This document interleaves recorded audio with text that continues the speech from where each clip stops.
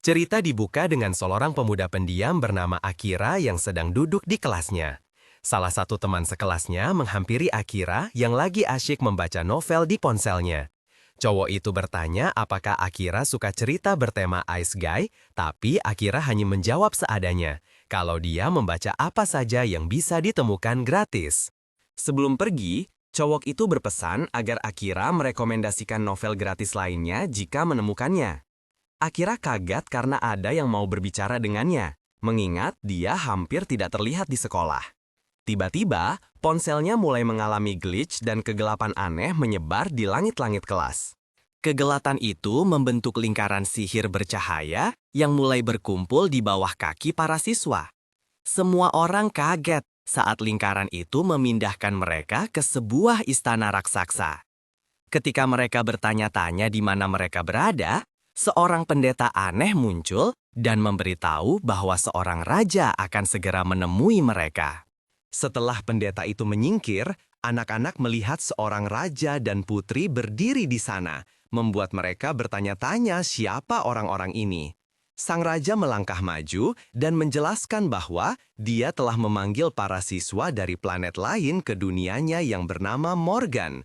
Dia mengungkapkan bahwa mereka saat ini berada di Kekaisaran Alroth di benua manusia yang sedang diserang oleh iblis. Raja memberitahu anak-anak itu bahwa sebagai pejuang dari dunia lain, mereka bisa mengalahkan Raja Iblis, dan mereka pun bersemangat untuk memulai perjalanan isekai mereka. Namun, pendeta mengungkapkan bahwa hanya satu dari mereka yang bisa menjadi pahlawan legendaris dan meminta mereka untuk menguji kemampuan mereka. Seorang anak laki-laki meletakkan tangannya di atas bola sihir, tetapi ternyata dia bukanlah sang pahlawan. Pendeta itu memberitahunya bahwa meskipun tanpa status pahlawan, dia tetaplah seorang prajurit yang kuat. Kemudian, seorang gadis bernama Yuki mengetahui bahwa dia adalah seorang dispel mage, dan Aoyama mengetahui bahwa dia adalah seorang kesatria. Setelah Shiori mengetahui bahwa dia adalah seorang penyembuh, pendeta memberitahu semua orang bahwa mereka dapat melihat status mereka bahkan tanpa menyentuh bola sihir. Semua anak mulai memeriksa status mereka masing-masing dan Nanase bertanya pada Akira tentang statusnya. Akira mengungkapkan bahwa dia adalah seorang asasin, tapi dia bingung dengan statusnya yang terlalu kuat. Kemudian, Tsukasa melangkah ke bola sihir dan memamerkan potensinya dengan kelas hero. Saat pendeta memuji Tsukasa karena statusnya yang luar biasa, semua siswa mulai bersorak untuk ketua kelas mereka yang tampan. Namun, Akira bertanya-tanya bagaimana Tsukasa bisa menjadi pahlawan dengan status sampah karena statusnya sendiri jauh lebih tinggi. Saat Nanase memintanya untuk menunjukkan kelasnya, Akira tetap diam, bertanya-tanya apakah dia bisa mempercayai raja yang mencurigakan itu tentang cerita iblis dan memutuskan untuk merahasiakan kelasnya yang super kuat. Akira menggunakan mantra konsil untuk menyembunyikan kehadirannya. Saat itu, Nanase mengira dia hilang dan pergi sementara Asahina menguji kelasnya. Setelah semua selesai dengan tes mereka, pendeta memberitahu semua orang bahwa dia akan menyiapkan peralatan khusus untuk mereka semua dan meminta mereka untuk beristirahat di kamar yang telah ditentukan. Akira pun merasa lega karena tidak terekspos. Akira mengikuti para siswa sambil tetap menyembunyikan dirinya dan dia melihat sebuah kamera di lorong. Dia sadar bahwa raja sedang memantau para siswa dan merasa senang telah memilih untuk tidak mempercayainya. Namun, dia tidak menyadari ada seorang kesatria yang mengawasinya dari belakang. Malamnya, Akira menemukan sebuah gudang kosong dan memutuskan untuk beristirahat di sana. Setelah beristirahat, dia memutuskan untuk mengintai di sekitar gedung untuk mencari informasi, sambil mengamati pemandangan kota yang asing. Akira kaget menyadari bahwa dia benar-benar berada di dunia lain. Dia melompat-lompat di antara menara-menara gedung, terkejut dengan kemampuan supernya. Kemudian, dia mendengar beberapa suara di sebuah ruangan dan menyembunyikan dirinya untuk menguping. Akira mendengar sang putri memberitahu raja bahwa para siswa hanyalah anak-anak lugu dengan kelas-kelas istimewa. Dengan penuh percaya diri, raja menyuruhnya untuk memulai rencananya, dan sang putri pun meninggalkan ruangan. Berdiri di belakang raja, Akira bertanya-tanya apa yang sedang direncanakannya dan berpikir bahwa dia bisa dengan mudah mengakhiri hidupnya. Raja merasa terganggu oleh kehadirannya, tetapi ketika dia berbalik, dia tidak menemukan siapapun di sana dan kembali bekerja. Keesokan harinya, Akira mengambil makan siang sambil tetap menyembunyikan diri, bertanya-tanya apakah dia harus memberitahu para siswa tentang rencana raja. Dia sadar mereka toh tidak akan mempercayainya. Di meja terdekat, Tsukasa berdiri dan memberitahu para siswa bahwa raja telah berbaik hati memanggil mereka dengan kemampuan yang kuat. Tsukasa berpikir bahwa mereka semua harus bekerja sama dan membalas budi raja dengan mengalahkan para iblis. Saat semua siswa setuju untuk mendukung pahlawan mereka, Akira sadar bahwa mereka telah ditipu oleh cerita palsu raja.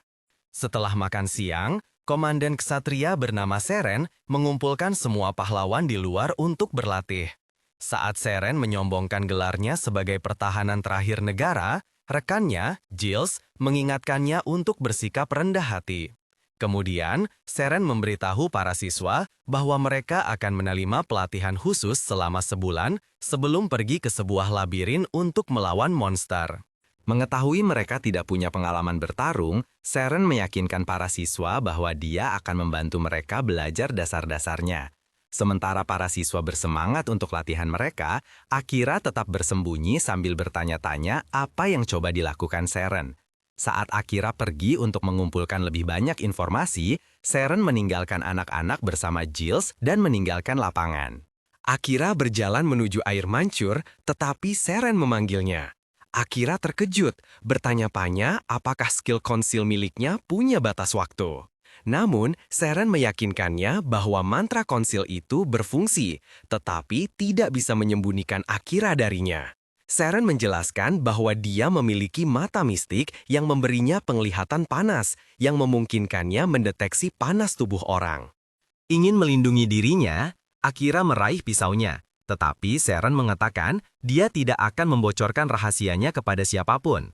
Mengetahui Seren ada di pihak raja, Akira ragu apakah harus mempercayainya. Tetapi Kapten Kesatria itu mengatakan dia punya alasannya sendiri. Kemudian dia meminta Akira untuk merahasiakan pertemuan mereka dari raja, dan Akira akhirnya memutuskan untuk mempercayainya. Setelah mereka duduk untuk berbicara, Akira memberitahu Seren bahwa dia ingin membaca arsip raja. Untuk mempelajari lebih lanjut tentang dunia mereka, Seren bertanya apa level skill konsil miliknya, dan Akira mengungkapkan bahwa levelnya sudah maksimal. Namun, skill lainnya semua masih level 1, jadi dia tidak tahu cara melatihnya. Terkejut, Seren tersenyum dan menawarkan untuk mengajarinya, mengatakan bahwa arsip itu toh tidak punya banyak informasi yang berguna.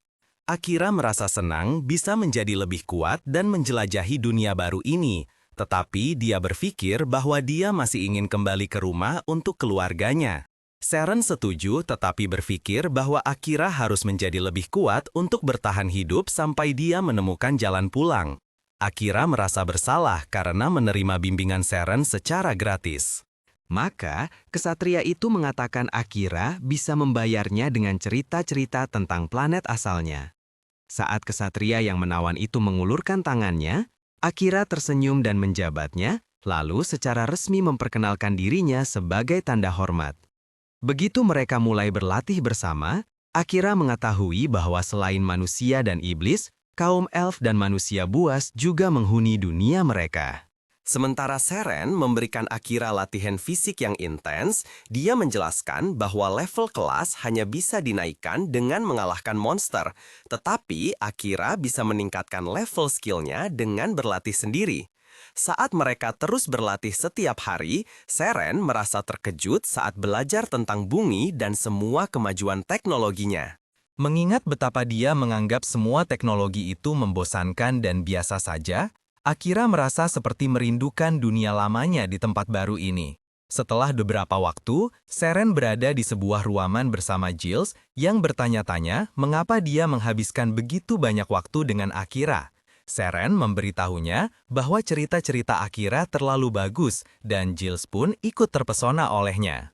Saat Seren mengungkapkan bahwa Akira adalah pahlawan sejati dengan konsil level maksimal, Giles terkejut. karena hanya pahlawan pertama di dunia mereka yang memiliki skill level maksimal. Kemudian, saat Akira mendekati ruangan itu, Giles pergi untuk memberi Seren privasi, dan dia memberikan Seren sebuah buku dari arsip raja. Akira mengatakan bahwa buku itu berisi beberapa informasi yang merepotkan.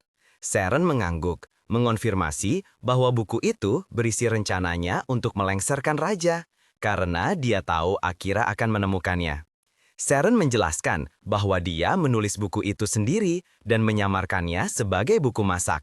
Dia memberitahu Akira bahwa raja adalah orang yang mengerikan yang coba mengendalikan dunia demi keuntungannya sendiri. Mengingat program sang raja, Akira termenung. Kemudian, Seren memberitahunya bahwa para kesatria kerajaan semuanya punya masalah dengan raja. Dan Akira berpikir bahwa mereka mencoba menyingkirkan raja tanpa banyak kekerasan. Terkesan dengan pengamatannya, Seren mengangguk, dan Akira mencatat bahwa sebagai seorang assassin, dia bisa dengan mudah melenyapkan raja tanpa ada yang menyadarinya. Dia mengungkapkan bahwa dia dengan mudah masuk ke ruang kerja raja pada hari pertamanya, tetapi dia tidak bisa menemukan tekad untuk mengakhiri hidupnya.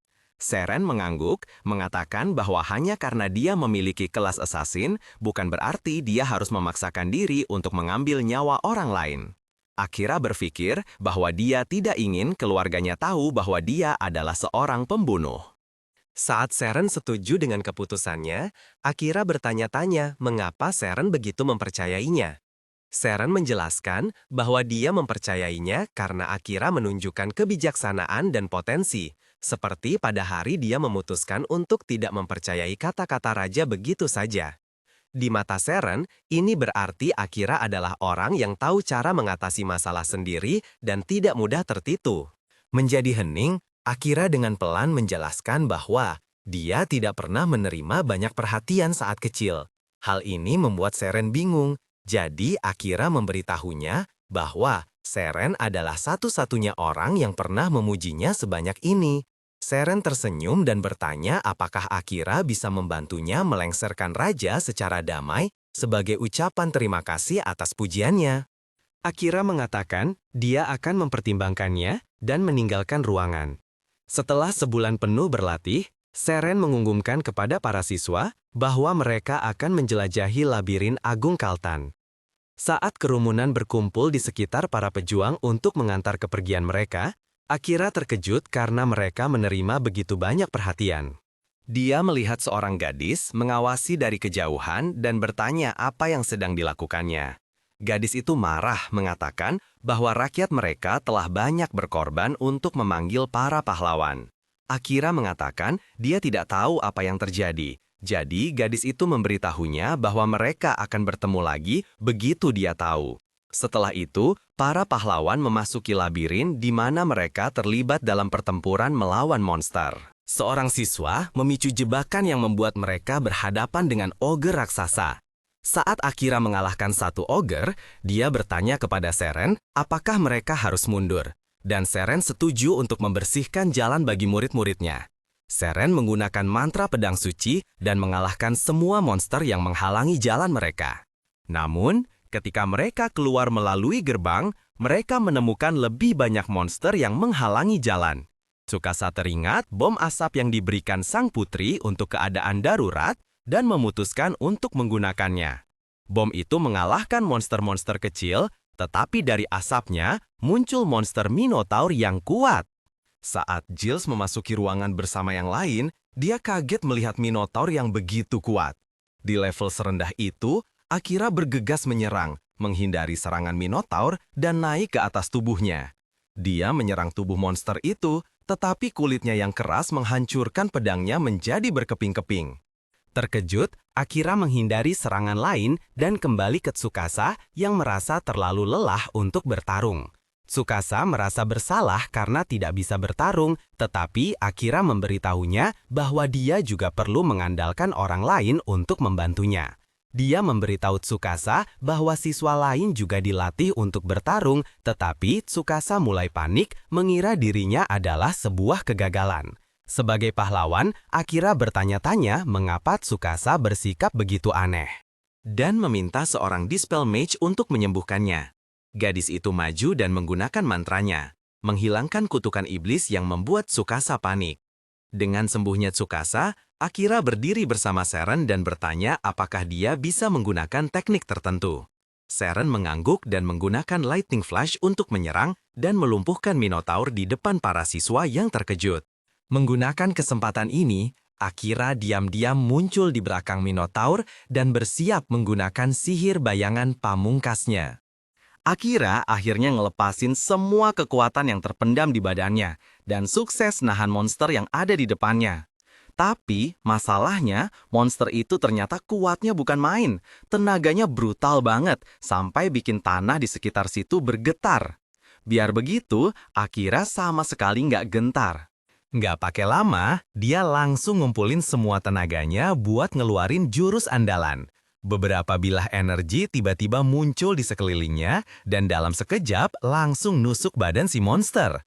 Habis itu, si pemuda mulai nyeret monster itu ke dalam tanah, bikin semua yang nonton melongo saking kagetnya lihat kekuatan sehebat itu. Tapi, kendalinya pelan-pelan mulai lepas dari tangan. Energinya jadi nggak karuan dan menyebar kemana-mana, bikin orang-orang mulai pada mundur karena takut kenapa-kenapa. Tiba-tiba, guru Akira nongol di tengah-tengah mereka. Suaranya terdengar tegas, nyuruh muridnya itu buat tetap tenang. Gurunya bilang semua bakal baik-baik aja. Dia cuma perlu tarik nafas dan kuasai kekuatannya sendiri. Tatapan si guru nunjukin rasa percaya diri, dan Akira pun nurut. Pelan-pelan dia berhasil ngendaliin kekuatannya lagi, dan medan energi di sekitarnya mulai meredup. Pas semua udah tenang, suasana jadi hening seketika. Semua orang masih bengong sama kekuatan yang baru aja ditunjukin sama si pemuda. Adegan selanjutnya pindah keluar, di mana mereka berdua udah ada di sana. Setelah pertarungan kelar, si guru nepuk pundak muridnya sambil ngucapin terima kasih yang tulus banget. Katanya, kalau bukan karena dia, nggak ada satu orang pun yang bakal selamat buat ceritain kejadian tadi. Akira cuma diam sejenak, ingat kalau dia masih hidup juga berkat gurunya, yang udah nolongin dia nguasain sihir pas dia hampir kehilangan kendali waktu latihan dulu. Si guru, yang penasaran, nyeletuk kalau dia belum pernah dengar ada kemampuan ekstra yang namanya sihir bayangan. Katanya itu kekuatan yang langka banget, super kuat tapi susah dikendaliin, dan juga nyedot energi yang luar biasa banyak. Si guru minta Akira jangan pakai jurus itu lagi, kecuali kalau benar-benar kepepet. Akira ngangguk dan janji nggak bakal makainya secara sembrono lagi. Nggak lama setelah itu, si guru ngasih hadiah.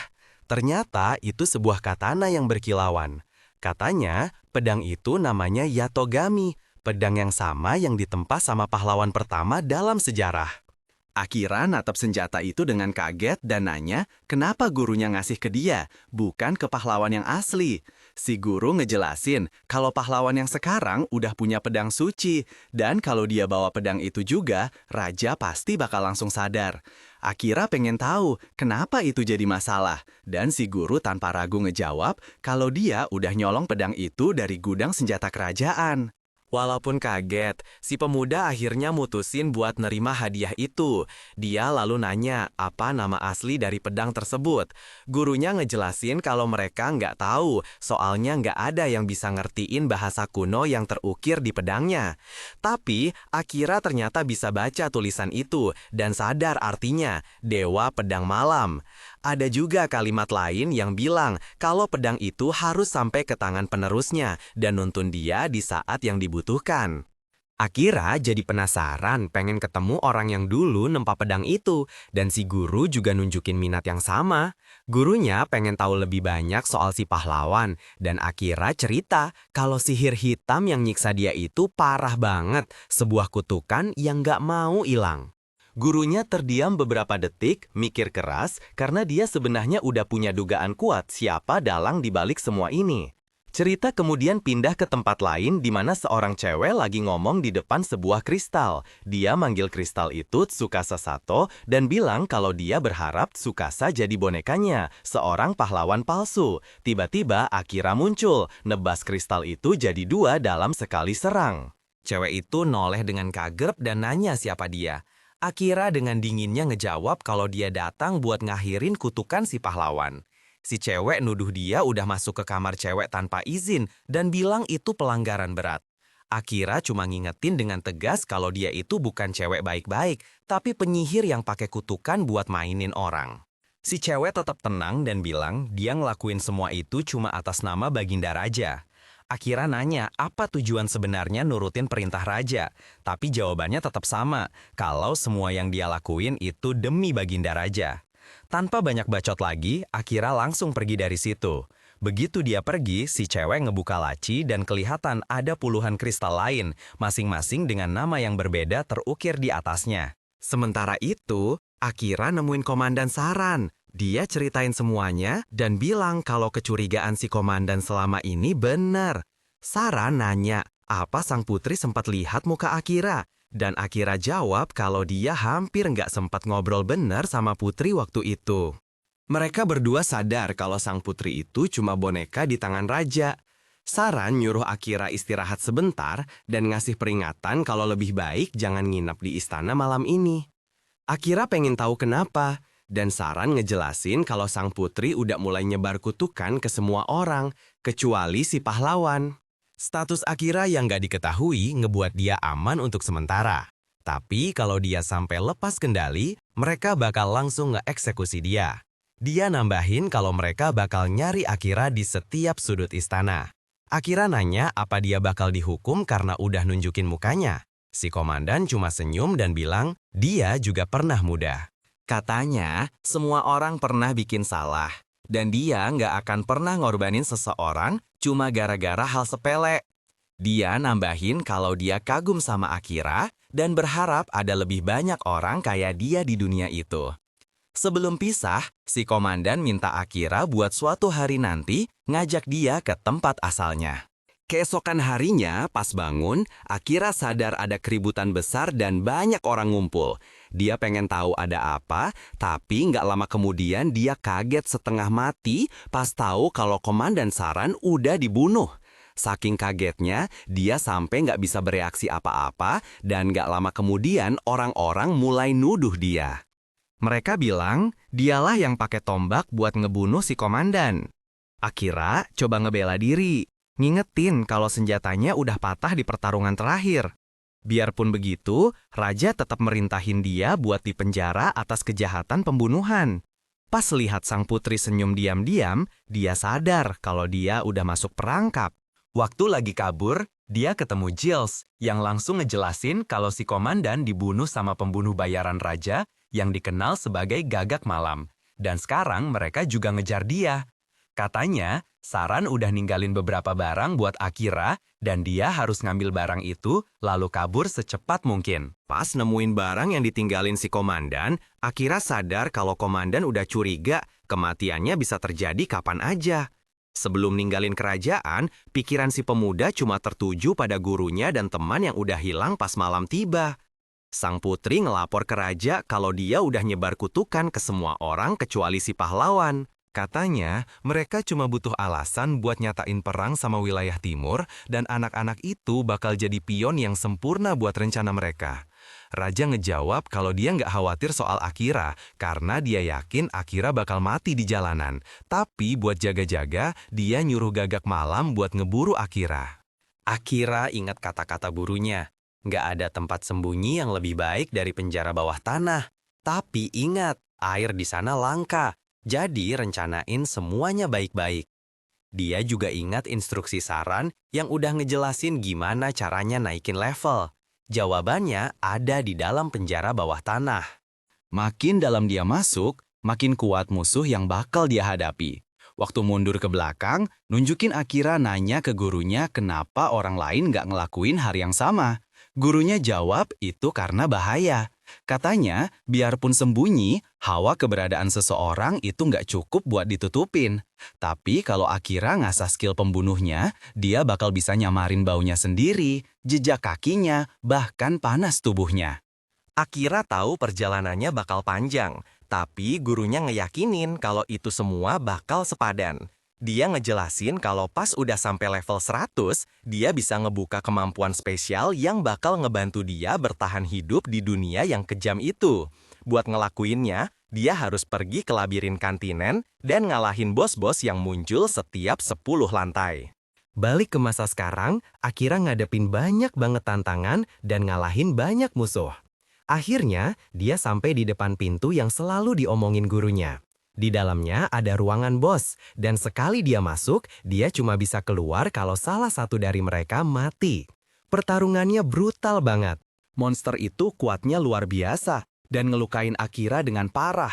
Karena udah putus asa, dia ngeluarin teknik terbaiknya, dan mulai nusuk-nusuk makhluk itu pakai banyak pedang yang diciptain dari sihir bayangan. Dia ingat kata-kata gurunya, yang bilang kalau luka yang udah di luar batas wajar bakal otomatis ngaktifin mode pemulihan pakai cadangan mana darurat.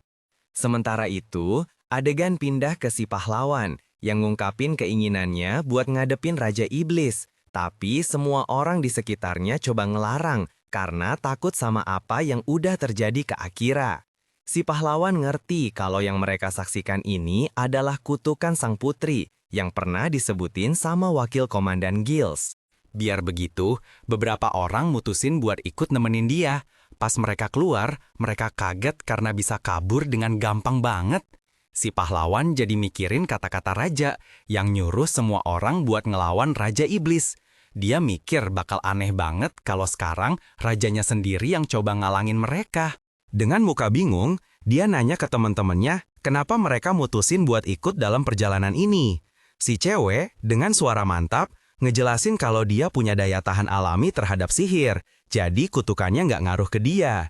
Dia nambahin kalau beberapa hari terakhir rasanya kayak ada kekuatan lain yang lagi nyihir semua orang. Salah satu cowok lalu ingat kalau mungkin sebagian kesalahannya ada di dia. Dia ingat pernah ngancurin beberapa kristal misterius dan setelah itu semuanya jadi berantakan.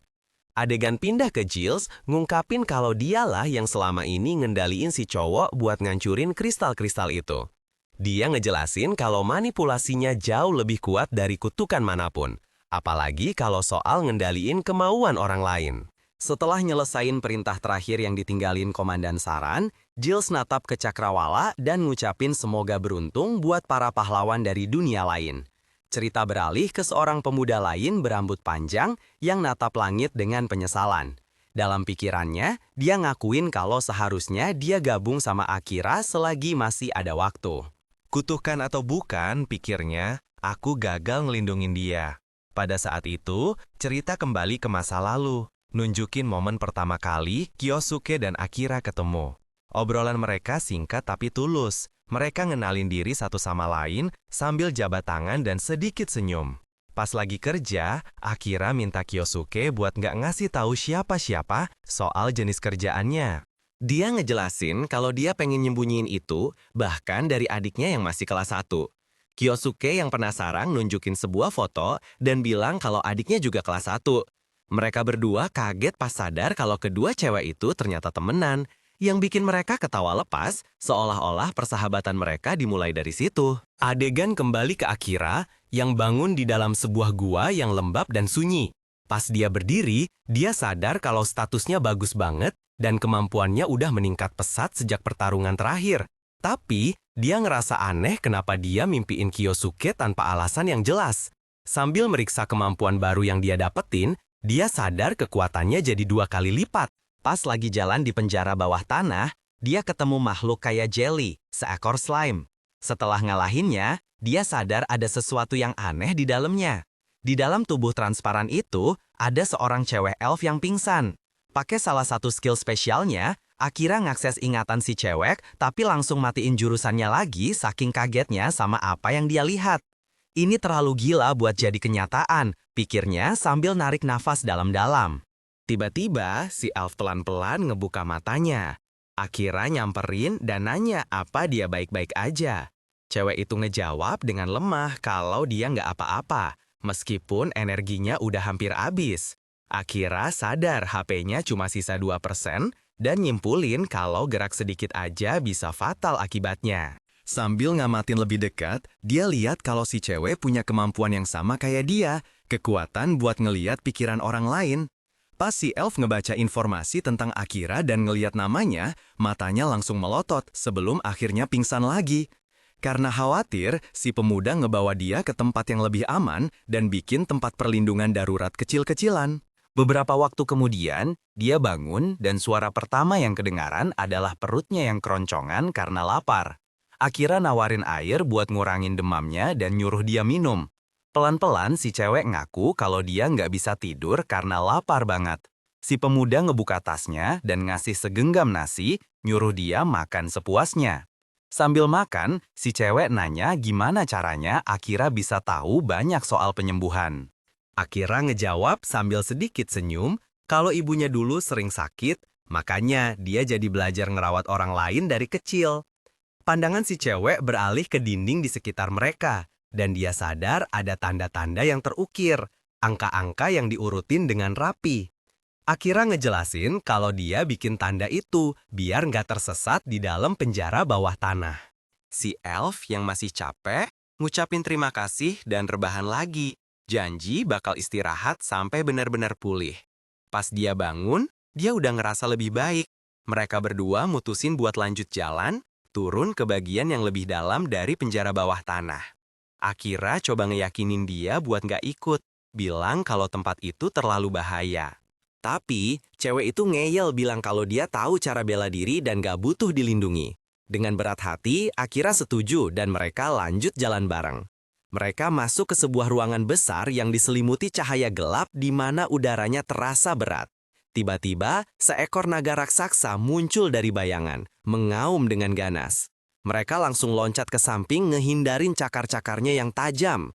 Akira ngaktifin sihir kamuflasenya. Tapi biarpun begitu, dia tetap kena satu serangan yang bikin dia kelempar sampai nabrak dinding. Si Elf teriak nyuruh dia nyebarin mana ke seluruh ruangan buat ngebikin medan energi yang bisa ngelembutin musuh. Begitu dia ngelakuinnya, Akira langsung maju nyerang, ngincer langsung ke mata makhluk itu. Dengan gerakan yang pas banget, dia nusuk mata naga itu pakai pedangnya, bikin si naga meraung kesakitan sebelum akhirnya tumbang. Untuk sesaat, semuanya terasa sunyi, sampai sebuah cahaya terang mulai bersinar dari tubuh naga yang udah kalah. Mereka berdua ngeliat sekeliling dengan kaget, pas cahaya itu bener-bener menyelimuti mereka. Pas cahayanya mulai redup, ternyata naga sangar tadi udah berubah jadi kucing mistis yang lagi tidur pules. Si cewek elf langsung ngeluarin jurus mata dunia buat ngintip dan ketahuan deh kalau si kucing punya skill berubah wujud. Artinya, dari tadi itu bukan naga beneran, cuma ngaku-ngaku doang. Masuk akal juga sih, soalnya kata si cewek elf kalau naga asli ngalahinnya jauh lebih susah dari ini. Oke, tapi kok kucingnya malah tidur? Ternyata dia lagi masuk mode pemulihan gara-gara abis digebukin Akira sampai nyaris lewat. Penasaran, Akira nanya ini sebenarnya makhluk apaan dan baru tahu kalau namanya itu kucing hitam. Cewek elf heran, kenapa kamu nggak pakai jurus mata dunia punya kamu sendiri biar tahu jawabannya? Akira ngejawab kalau skillnya itu masih susah dikontrol. Dia mikir mungkin kalau level skillnya naik, baru deh dia bisa ngendaliin sesuka hati. Lagi asik ngobrol, si kucing hitam tiba-tiba bangun. Dan yang bikin kaget, dia bisa ngomong bahasa manusia. Pertama-tama, dia ngomel-ngomel dulu karena kesel dikalahin sama dua petualang ini. Terus, dia jelasin kenapa dia nyamar jadi naga. Katanya sih, dia bosen sendirian di dungeon, jadi iseng aja berubah jadi naga yang pernah dia lihat buat nakut-nakutin petualang yang datang. Akira masih nggak habis pikir, ada kucing bisa ngomong. Si kucing dengan sombongnya ngejelasin kalau dia itu makhluk super cerdas ciptaan Raja Iblis. Pokoknya, Akira mulai gerah juga dengerin kucing ini sombong terus padahal udah kalah telak. Dia coba ngancem si kucing sambil muter-muterin kunainya kayak preman. Tapi si kucing malah nggak goyah sama sekali. Justru, dia ngasih info mengejutkan kalau Raja Iblis punya pesan buat Akira. Dia nyampein pesannya, kutipannya begini. Datang temui aku di istanaku, jauh di dalam gunung berapi, tanah para iblis. Akira bingung 7 keliling. Kenapa Raja Iblis mau ketemu dia? Atau lebih tepatnya, kok bisa Raja Iblis tahu tentang dia? Sayangnya, si kucing nggak punya jawabannya. Tugas dia cuma nganterin pesan, dan karena udah selesai, dia nyuruh Akira buat habisin aja nyawanya. Tapi, Akira ogah. Malah dia bilang kalau dia belum nganggap iblis sebagai musuh. Soalnya, sejauh ini dia ngerasa justru manusia di dunia ini yang kelakuannya jahat. Satu-satunya masalah, kalau bos lantai ini nggak mati, ruangannya bakal tetap kekunci. Akira yakin pasti ada cara lain buat keluar. Dan setelah mikir sebentar, si cewek elf dapat ide cemerlang. Jadiin aja si kucing hitam familiarnya Akira dengan bikin kontrak. Dengan begitu, si kucing bakal kehilangan statusnya sebagai bos lantai ini, dan otomatis ruangannya bakal kebuka. Tapi, kata si kucing, buat ngelakuin itu butuh kontrol mana yang luar biasa jago. Yah, untungnya Akira ini tokoh utama, jadi ya jelas dia lebih dari mampu buat mulai ritualnya. Dia memulai ritual dengan ngasih nama si kucing, Knight. Terus, dia ngalirin mananya ke si kucing. Proses ini bikin Akira masuk ke dalam pikiran Knight. Dan di sana dia ngelihat kota yang lagi kebakaran hebat gara-gara ulah si Knight. Akira pun bertarung lawan Knight, tapi bukan yang ngebunuh, dia malah ngorbanin dirinya sendiri. Dia janji ke Knight kalau Knight mau bikin kontrak sama dia nggak bakal perlu lagi ngelakuin hal-hal jahat. Bagi para iblis yang emang dipaksa jadi jahat, ini tawaran impian. Jelas aja Knight langsung setuju. Dan seketika itu juga, dunia pikiran Knight yang tadinya suram berubah jadi langit cerah. Kontrak mereka pun selesai. Akira bangun dan ngecek simbol kontrak yang sama di tubuh mereka, bukti kalau jiwa mereka udah nyambung. Knight jadi tertarik banget sama sifat Akira dan bilang kalau dia pengen ikut dalam perjalanan Akira di dunia ini. Dia pun bersumpah setia dan mereka akhirnya kenalan secara resmi. Si cewek elf ikutan nimbrung dan ngenalin dirinya sebagai Amelia ke Knight. Karena bosnya secara teknis udah dikalahkan, lingkaran teleportasi buat keluar akhirnya muncul di tengah ruangan. Tapi sebelum cabut, mereka istirahat dulu sebentar buat lebih saling kenal. Sementara itu, di tempat lain, Tsukasa dan para pahlawan lainnya sampai di sebuah tempat bernama Yamato. Mereka semua melongo karena tempat itu mirip banget sama Jepang versi zaman dulu. Katanya sih, pahlawan pertama yang dulu dipanggil yang ngebangun tempat ini. Dan itu jelas banget, soalnya pahlawan pertamanya kan orang Jepang. Para pahlawan ini udah capek banget abis perjalanan jauh, dan wajar aja. Mereka kelaparan dan butuh makan. Akhirnya, mereka mampir di sebuah restoran, mesen makanan, dan makan dengan lahap. Kayaknya itu makanan terenak yang mereka makan sejak pindah ke dunia itu. Dan rasa syukur mereka udah nggak bisa diungkapin dengan kata-kata. Selesai makan, Tsukasa ngajak mereka ngobrol serius. Mereka sekarang ada di dunia baru dan nggak punya sumber duit. Kalau mau bertahan hidup, mereka harus cari uang. Apalagi dana dari istana udah mulai menipis. Salah satu dari mereka ngusulin buat jadi petualang. Dia pernah ketemu beberapa petualang di jalan, dan kayaknya bisnis itu lumayan menjanjikan. Mereka setuju kalau idenya bagus, tapi mereka juga harus nyempetin waktu buat belajar. Salah satu alasannya ya biar mereka tahu gimana caranya keluar dari kota itu. Ngomongin soal ninggalin kerajaan dan balik ke dunia asal, caranya cuma ada satu, ngalahin Raja Iblis. Mereka dipanggil ke kerajaan itu sama Raja dan Putri cuma buat satu tujuan, numbangin Raja Iblis. Jadi, itu harusnya jadi target utama mereka. Ada lagi yang nyaranin buat mulai cari info soal Raja Iblis, tapi Asahina kekeh pengen mereka tetap di kota itu. Dia ngerasa punya ikatan batin sama Akira dan yakin banget kalau Akira pasti ada di dekat-dekat situ. Kalau mereka nunggu, pasti bakal ketemu dan mereka bisa lawan Raja Iblis bareng-bareng. Dia ngaku kalau gabungan kekuatan mereka semua masih jauh di bawah Akira, jadi mereka harus gabungin kekuatan sama Akira biar bisa selamat. Beberapa anggota langsung protes. Mereka ngingetin kalau Akira itu kan dituduh ngebunuh Komandan Saran, tapi dia tetap pada pendiriannya, bilang kalau mereka semua itu cuma disihir biar percaya dan Akira itu nggak bersalah. Sato juga pengen ketemu Akira, dia nggak ngebantah kalau Akira emang lebih kuat dari mereka semua. Masalahnya, dia nggak tahu Akira ada di mana sekarang, dan mereka nggak bisa nungguin dia terus-terusan. Asahina ngotot mereka bisa coba nunggu, tapi Sato ngingetin, kalaupun mereka ketemu Akira, kemungkinan Akira mau gabung sama mereka itu kecil. Sato cerita kalau dia udah sekelas sama Akira sejak SD, tapi Akira tetap nggak ngenalin dia. Begitulah Akira, orangnya emang gak jago bergaul. Asahina akhirnya ngakuin kalau omongan Sato ada benarnya.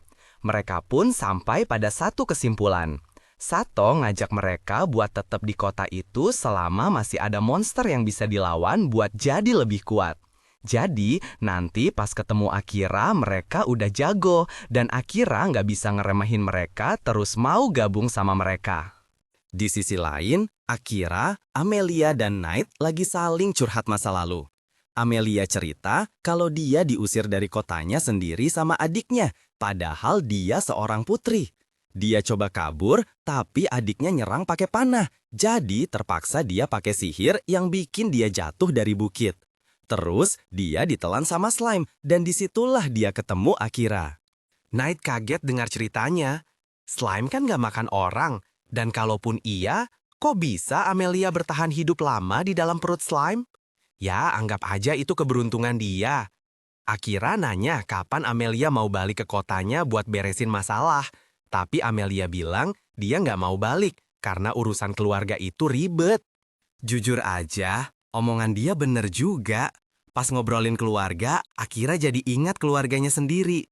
Dia cerita kalau dia punya adik perempuan dan ingat waktu dia beliin adiknya HP baru karena HP lama adiknya retak. Waktu dia kasih, adiknya malah marah dan nanya apa dia pernah minta dibeliin HP. Adiknya ngerasa nggak enak karena tahu kakaknya sampai kerja shift malam buat beli HP itu dan jadi kurang tidur. Akira jadi sedih sama reaksi adiknya. Untungnya ibu mereka datang jadi penengah. Beliau marahin si adik karena reaksinya dan bilang kalau Akira ngelakuin itu semua karena sayang. Masalah pun selesai. Knight dan Amelia tahu keluarga yang Akira ceritain itu ada di dunia lain. Jadi mereka nanya, apa dia nggak kangen dan pengen pulang? Meskipun kangen, dia belum mau pulang.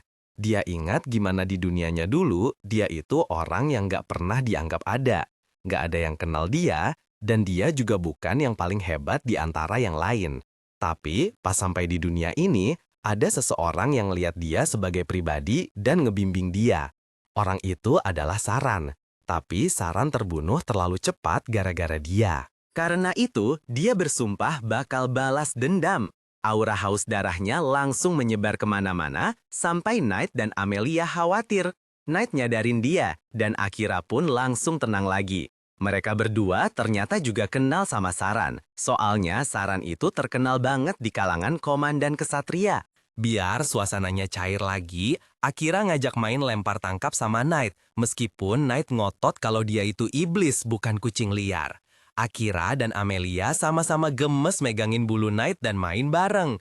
Knight ngingetin Akira kalau kontrak mereka itu nggak semanis kelihatannya, karena jiwa mereka sekarang terhubung. Kalau salah satu mati, yang lain ikut mati. Untungnya, Akira nggak peduli soal itu. Dia lebih fokus ke sisi positifnya, yaitu sekarang mereka bisa komunikasi lewat telepati sejauh apapun jarak mereka. Karena udah cukup istirahat, dia nanya ke Knight lingkaran teleportasi itu bakal bawa mereka kemana. Tapi Knight juga nggak tahu, soalnya itu lingkaran biru. Amelia nebak, katanya lingkaran itu bakal bawa orang ke tempat yang paling diinginkan hatinya. Kalau orangnya lebih dari satu, lingkaran itu bakal bawa mereka semua ke tempat yang paling diinginkan oleh salah satu dari mereka. Amelia ngaku dia nggak punya tujuan spesifik dan ikut aja kemanapun asal bareng Akira. Mereka pun teleportasi dan tiba-tiba udah ada di dalam hutan.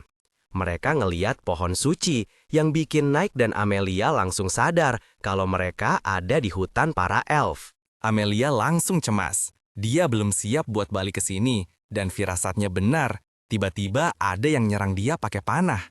Akira langsung dorong Amelia buat ngelindungin dia. Tapi orang itu nembak lagi. Akira lompat ke atas bukit buat nyerang orang itu dan berhasil bawa dia turun. Amelia kenal sama penyerangnya, namanya Liam. Liam bilang dia cuma datang buat nyelidikin cahaya aneh dan malah nemu kriminal yang udah diusir. Maksudnya, ya si Amelia. Dia maksa Amelia buat pergi dari kota mereka. Omongannya makin ngawur, jadi Akira habisin aja nyawanya. Ya, tapi udah terlambat, karena mereka sekarang udah dikepung sama para elf. Pasukan elf itu dipimpin sama adiknya Amelia, Kilika, yang langsung mempertanyakan keberanian Amelia buat balik lagi ke kota dan bersumpah bakal ngasih dia pelajaran. Ngeliat hubungan kakak beradik yang kayak gitu, Akira dan Knight sama-sama nyimpulin kalau perseteruan keluarga ini udah parah banget dan gak bisa diperbaiki. Mereka harus ngelindungin teman mereka. Apa ya yang bakal mereka lakuin? Detail masa lalu Amelia mulai terungkap, menunjukkan gimana dia selalu kalah pamor dari kakaknya, Celica, si cewek yang sanggup menghadapi beberapa orang sekaligus tanpa kesulitan. Meskipun Amelia mengagumi kakaknya, semua orang terus-terusan menyuruhnya untuk tidak bersedih. Dia tetaplah pemimpin bangsanya, tapi harus menanggung beban karena tahu dia tidak akan pernah sekuat Celica. Semuanya berubah ketika datang kabar bahwa tunangannya ingin membatalkan pertunangan mereka, yang membuat hatinya hancur berkeping-keping. Dengan suara gemetar, Amelia hanya bisa bilang kalau itu bukan keputusannya, dan pemuda itu harus bicara langsung dengan ayahnya. Di saat itu, Celica muncul meminta adiknya untuk menerima permintaan pemuda itu. Seperti biasa, Celica menuduhnya sebagai anak pembawa wabah, mengklaim itulah sebabnya orang-orang tidak pernah menyukainya. Sekembalinya ke rumah, Amelia diusir oleh kakaknya sendiri. Saat orang-orang mulai menjulukinya anak pembawa wabah dan mengatakan orang sepertinya tidak akan pernah bisa mewarisi tahta, Amelia tetap tanpa ekspresi. Dia bilang dia akan pergi dan tidak ada alasan untuk memulai konfrontasi. Tapi Celica bilang dia tidak akan pernah membiarkan seorang kriminal sepertinya pergi tanpa hukuman. Akira pun turun tangan, memintanya untuk tidak berbicara seperti itu pada Amelia. Celica menatapnya dengan sinis dan bertanya, memangnya dia pikir dia siapa berani membela seorang kriminal? Akira menjawab dengan dingin bahwa dia hanyalah seorang pembunuh bayaran yang kebetulan bertemu dengan Amelia. Ketika melihat salah satu anak buahnya terluka, Celica memutuskan Amelia pantas mendapatkan yang lebih buruk dari kematian dan mengklaim daftar kejahatannya terus bertambah. Akira bertanya, apa Celica benar-benar menyebut Amelia seorang kriminal dan apa yang dituduhkan padanya? Celica menjawab bahwa adiknya memberinya racun yang disamarkan sebagai ramuan penyembuh. Amelia yang tertekan mencoba menjelaskan bahwa itu benar-benar ramuan penyembuh, tapi tidak ada yang mendengarkan. Celica beralih ke Akira dan bertanya apakah sekarang dia mengerti situasinya, sambil secara ironis berterima kasih karena telah membawa seorang kriminal. Saat mendekat, Celica menggunakan kemampuan hipnotisnya untuk mengendalikan hati Akira. Amelia yang putus asa memohon agar kakaknya meminta maaf dan segera melepaskan hipnotisnya, mengatakan bahwa kemauan untuk bertindak harus datang dari diri Akira sendiri dan mengubahnya adalah kesalahan fatal. Celica menatap adiknya dan bertanya apakah dia mau menghapus apa yang telah diperbuat padanya. Akira meminta keduanya untuk tenang dan mengungkapkan bahwa mantranya tidak mempan padanya. Nowar menjelaskan bahwa orang dengan level yang sangat tinggi kebal terhadap sihir semacam itu. Celica jadi kesal, terganggu karena ada orang seperti Akira yang lebih kuat darinya. Akira di sisi lain tidak peduli. Dia hanya ingin Celica menarik kembali tuduhan palsunya terhadap Amelia, karena dia tidak percaya Amelia bisa melakukan hal sekeji itu. Celica yang murka memerintahkan anak buahnya untuk menyerang Amelia dan Akira. Tepat saat dia mengaktifkan kekuatannya. Seorang pria muncul dan memerintahkan mereka berhenti. Ayah kedua gadis itu muncul, menuntut penjelasan. Celica kaget setengah mati, tidak menyangka ayahnya akan kembali begitu cepat dari inspeksi. Pria itu berkata, dia terpaksa kembali dan sekarang ingin tahu alasan dari semua keributan ini. Beberapa prajurit mencoba membela Celica, mengklaim dia tidak melakukan kesalahan apapun.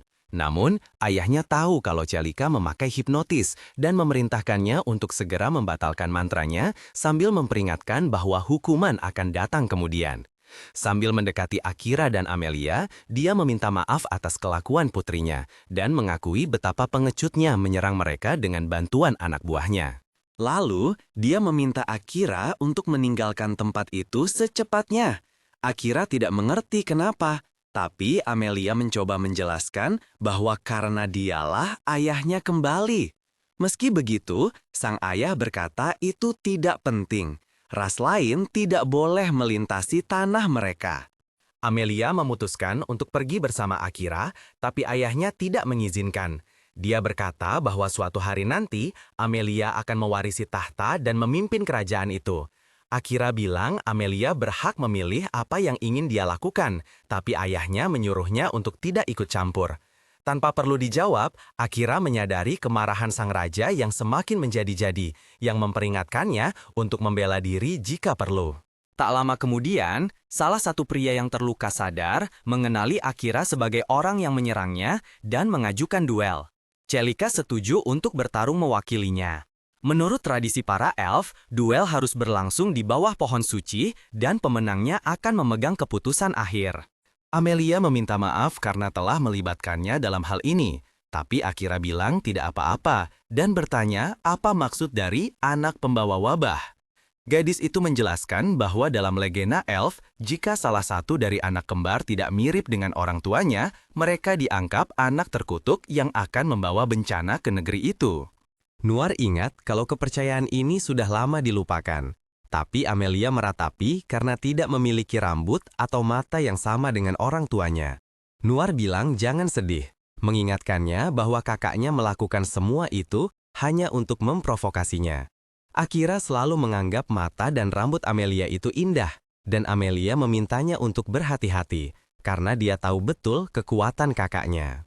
Bahkan dalam kesedihan, dia masih merasa bangga pada Celica. Ayah mereka hanya berharap dia memenuhi perannya sebagai bagian dari keluarga kerajaan, sementara Celica berjanji untuk menyelesaikannya dengan cepat. Akira bertanya apakah dia boleh bertarung habis-habisan dan melenyapkan gadis itu. Tapi Amelia menyemangatinya untuk melakukan yang terbaik, bertekad untuk memenangkan duel dan mendapatkan kembali kepercayaan ayahnya. Saat Celica menyerbu, Akira menghindar dengan mudah dan muncul di belakangnya tanpa mengalahkannya, murni karena pilihan. Karena kesal, Celica bertanya apa Akira benar-benar berpikir bisa menang semudah itu. Akira memintanya untuk menyerah, tapi Celica malah merapal mantra kuat yang dengan mudahnya ia hindari. Celica melancarkan beberapa serangan, tapi Akira berhasil menghindari semuanya. Dan ketika dia melihat air mata di mata Celica, dia bertanya kenapa. Meskipun Celica tertawa gugup, Akira bisa merasakan kesedihan di balik senyumannya. Muncul di belakangnya, dia memintanya untuk berhenti. Celica menolak dengan marah, mengatakan dia tidak akan pernah berdamai dengan seseorang yang merebut semua yang seharusnya menjadi miliknya. Dia pun menyerang dengan seluruh kekuatannya. Tapi Akira terus menghindar dengan mudah. Lalu adegan beralih ke masa lalu saat keduanya tak terpisahkan sampai mereka menemukan bahwa kekuatan pendeta Amelia bisa menyelamatkan dunia. Sejak hari itu, Celica merasa ditinggalkan oleh semua orang dan mulai memberontak. Salah satu elf muncul dengan bunga pemurni dan menggunakannya untuk menghilangkan efek sihir, membuat semua orang kembali normal.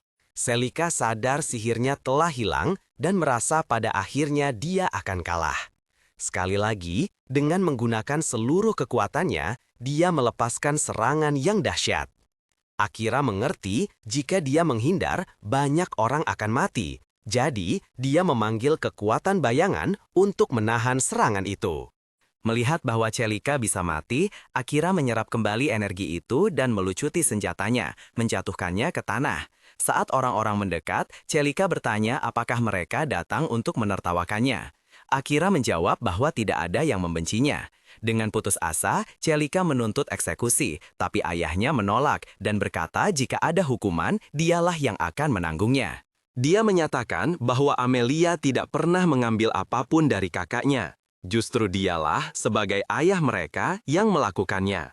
Akhirnya, dia memutuskan untuk menghilangkan mantra penghapus ingatan dan mengungkapkan masa lalu. Celica selalu berlatih keras, tapi suatu hari saat pergi ke dungeon, seorang wanita menawarinya sesuatu yang akan meningkatkan kekuatannya, dan dia menerimanya. Ketika sampai di lantai 3, gerombolan monster mulai mengejarnya. Karena tidak mampu mengalahkan mereka, dia terpaksa melarikan diri. Dan pada saat itulah rekan-rekannya tiba. Hari itu menandai kematian Liam. Rasa bersalah hampir menghancurkan pikiran Celica. Karena itu, dia merapal mantra pelupa pada dirinya sendiri. Untungnya, Amelia beralih ke sihir penciptaan untuk memperbaiki situasi. Pada hari itu juga, dia melahirkan 2 kemampuan sihir baru, gravitasi dan kebangkitan. Seiring waktu, dia mulai mengerti bahwa Celica pasti merasa semua orang telah meninggalkannya. Tapi sebenarnya tidak begitu. Bukan hanya karena kemunculan sang pendeta, tapi karena hanya Celica lah yang tidak tahu seluruh kebenarannya. Suasana menjadi tegang. Takut Celica akan mengungkap semuanya.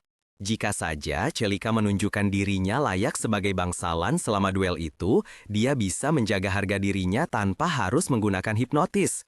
Akira berpikir bahwa dengan kekuatan kepercayaan itu, dia mungkin bisa mengungkapkan kebenaran padanya. Akira bertanya, apakah mantra itu benar-benar digunakan, dan sang ayah mengonfirmasinya. Namun, dia akhirnya harus menjelaskannya dengan cara yang tak terduga. Dia mengaku bahwa dia selalu ingin memisahkan kedua saudara itu, yang hanya membuat kebencian Celica semakin menjadi-jadi. Itulah sebabnya dia membantu mengasingkan Amelia. Celica menyadari kemampuannya sia-sia. Lalu ayahnya menjelaskan bahwa ketika Liam dibangkitkan, sehelai daun dari pohon suci masuk ke dalam dirinya, membuatnya kebal terhadap hipnotis. Selama ini, dia telah mengawasi usaha Celica dan karena itulah dia bisa menghentikannya, merasakan beban penyesalan. Celica meminta maaf dan memeluk adiknya dengan lembut. Amelia memberitahunya bahwa dia selalu luar biasa dan lebih baik dalam segala hal, memintanya untuk tidak lagi menyalahkan diri sendiri atas tragedi itu. Tiba-tiba, beberapa orang muncul untuk membantu Celica. Liam memberitahu Akira bahwa semua orang mengaguminya, bahkan tanpa sihir sekalipun. Akira mengerti bahwa pemuda itu memanfaatkan momen tersebut untuk mengungkapkan cinta yang dia rasakan untuk Celica. Ketika malam tiba, ayah mereka mengadakan perayaan untuk menghormati Akira dan Amelia. Karena penasaran, sang ayah ingin tahu kemana Akira akan membawa putrinya. Akira menjawab bahwa dia berniat menuju ke benua ras manusia buas. Familiarnya berkomentar bahwa itu adalah tempat yang sempurna untuk menempa dan meningkatkan senjata baru. Kemudian, keduanya pergi ke tempat terpencil di mana Amelia memutuskan bahwa dia akan mengikuti Akira, jalan manapun yang dia pilih. Akira setuju, menyadari tidak banyak lagi yang perlu dibicarakan.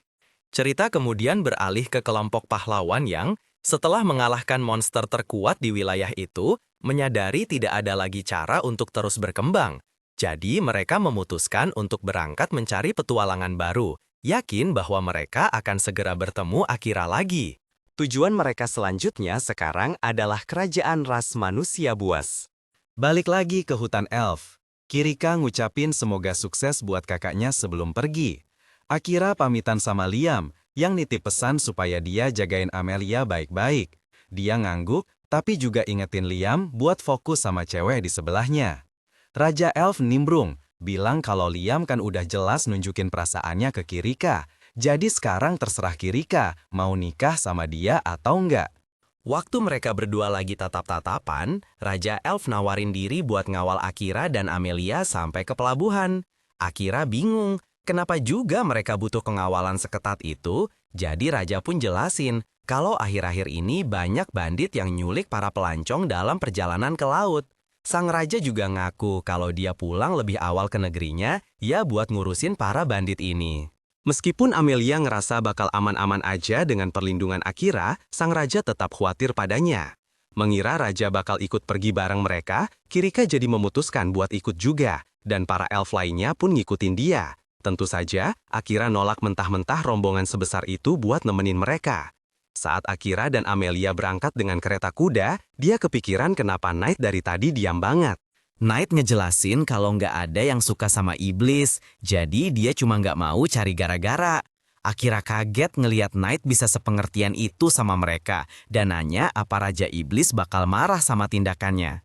Knight mengangguk dan ngejelasin kalau Raja Iblis terhubung dengannya dan bisa melihat semua yang terjadi di sekitarnya lewat hubungan itu. Tapi Raja Iblis tetap ngebiarin Knight bertindak sesukanya supaya dia bisa ngebantu Akira sebanyak yang dia mau. Akira bilang, Knight boleh kok bantu Raja Iblis kalau nanti mereka akhirnya bertarung, tapi Knight tetap diam. Terus Knight ngejelasin kalau Raja Iblis itu tertarik sama Akira, jadi dia nggak perlu bertindak macam-macam melawannya. Amelia mikir, jangan-jangan Raja Iblis mau punya hubungan baik sama Akira, dan Knight setuju. Dia nunjukin kalau Raja Iblis ngeliat sihir bayangan unik milik Akira pas pertarungannya dengan Kirika. Ternyata, sihir bayangan itu langka banget di dunia mereka, dan kebanyakan orang nggak bisa pakainya sebebas Akira. Akira bilang dia cuma memadatkan bayangan jadi zirah buat melindunginya supaya nggak sampai menelan Kirika. Tapi menurut Knight, itu tetap pencapaian yang luar biasa. Dia pun ngusulin buat menamai teknik itu Shadow Cloud. Tepat saat itu, Akira ngerasain ada sesuatu di dekat mereka. Setelah kereta kudanya berhenti, dia turun buat ngecek keadaan sekitar. Pengendara kereta kuda dari bangsa elf pakai teropong buat ngelihat beberapa bandit lagi deketin mereka. Tapi para bandit itu udah siap dan mereka nyandra seorang gadis elf kecil. Akira sadar kalau mereka pasti juga udah mendeteksi keberadaannya dari jauh. Soalnya para bandit itu ngasih mereka tali buat ngikat diri sendiri. Salah satu dari mereka langsung sadar kalau Amelia itu seorang putri elf dan pemimpin mereka jadi girang banget. Bilang kalau Tuan Graham mereka pasti bakal suka sama target kali ini. Tiba-tiba, Akira menghilang ke dalam bayangan dan langsung ngalahin semua bandit itu.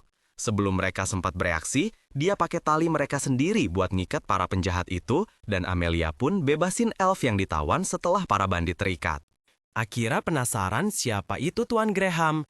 Jadi kusir elf itu ngejelasin kalau dia itu seorang bangsawan dari negara terbesar di benua ras binatang yang namanya Yuruk. Akira mengangguk sebelum nyuruh si elf buat bawa pulang gadis kecil itu. Si kusir jadi ragu, soalnya tugas dia kan nganterin mereka ke pelabuhan.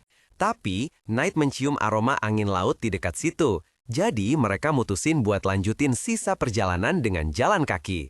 Sampainya di pelabuhan, mereka naik kapal yang tujuannya ke benua ras binatang. Akira udah nggak sabar buat naikin level di daratan baru, sampai Amelia heran kenapa dia pengen jadi lebih kuat lagi. Dia jawab, demi bisa balas dendam untuk Siren, dia harus jadi sekuat mungkin. Knight kasih tahu kalau dia bisa naikin level di labirin kota pelabuhan. Tapi perjalanan mereka masih butuh beberapa hari lagi. Sementara Knight rebahan buat santai, Amelia kelihatan senang banget karena ini pertama kalinya dia naik kapal. Dia seneng banget bisa ngabisin beberapa hari santai bareng Akira, tapi malah nemuin Akira lagi baca buku kayak kakek-kakek yang ngebosenin. Amelia heran dari mana dia dapat buku itu, terus Akira jelasin kalau dia minta dari ayahnya. Ini bikin Amelia frustrasi. Mikir kalau Akira itu bodoh banget karena nggak peduli sama dia. Beberapa hari kemudian, mereka akhirnya sampai di kota pelabuhan Yuruk di benua ras binatang. Pas mereka turun dari kapal, Akira sadar kalau semua pekerjaan kasar di sana dilakuin sama manusia, yang nunjukin kalau para ras binatang itu mandang rendah manusia. Waktu mereka jalan ngejauh dari pelabuhan, beberapa ras binatang deketin mereka dan nyuruh Akira buat ninggalin Amelia sama mereka. Akira nyuruh Amelia buat mundur. Para ras binatang itu langsung nyerbu ke arahnya. Tapi Akira dengan tenang nyelimutin tangannya pakai sihir bayangan dan bikin mereka buta seketika. Waktu mereka kebingungan, dia diam-diam pergi dari tempat itu bareng Amelia. Knight heran kenapa Akira lembut banget sama preman-preman tadi. Jadi Akira jelasin kalau dia cuman gak mau cari perhatian. Pas mereka jalan di keramaian, orang-orang di sekitar mereka kaget waktu ngeliat Knight. Akira bingung apa mereka takut sama Knight, dan Knight ngejelasin kalau kucing hitam itu ditakuti di seluruh benua ini. Sementara itu, seorang gadis aneh nguntit rombongan mereka dari kejauhan.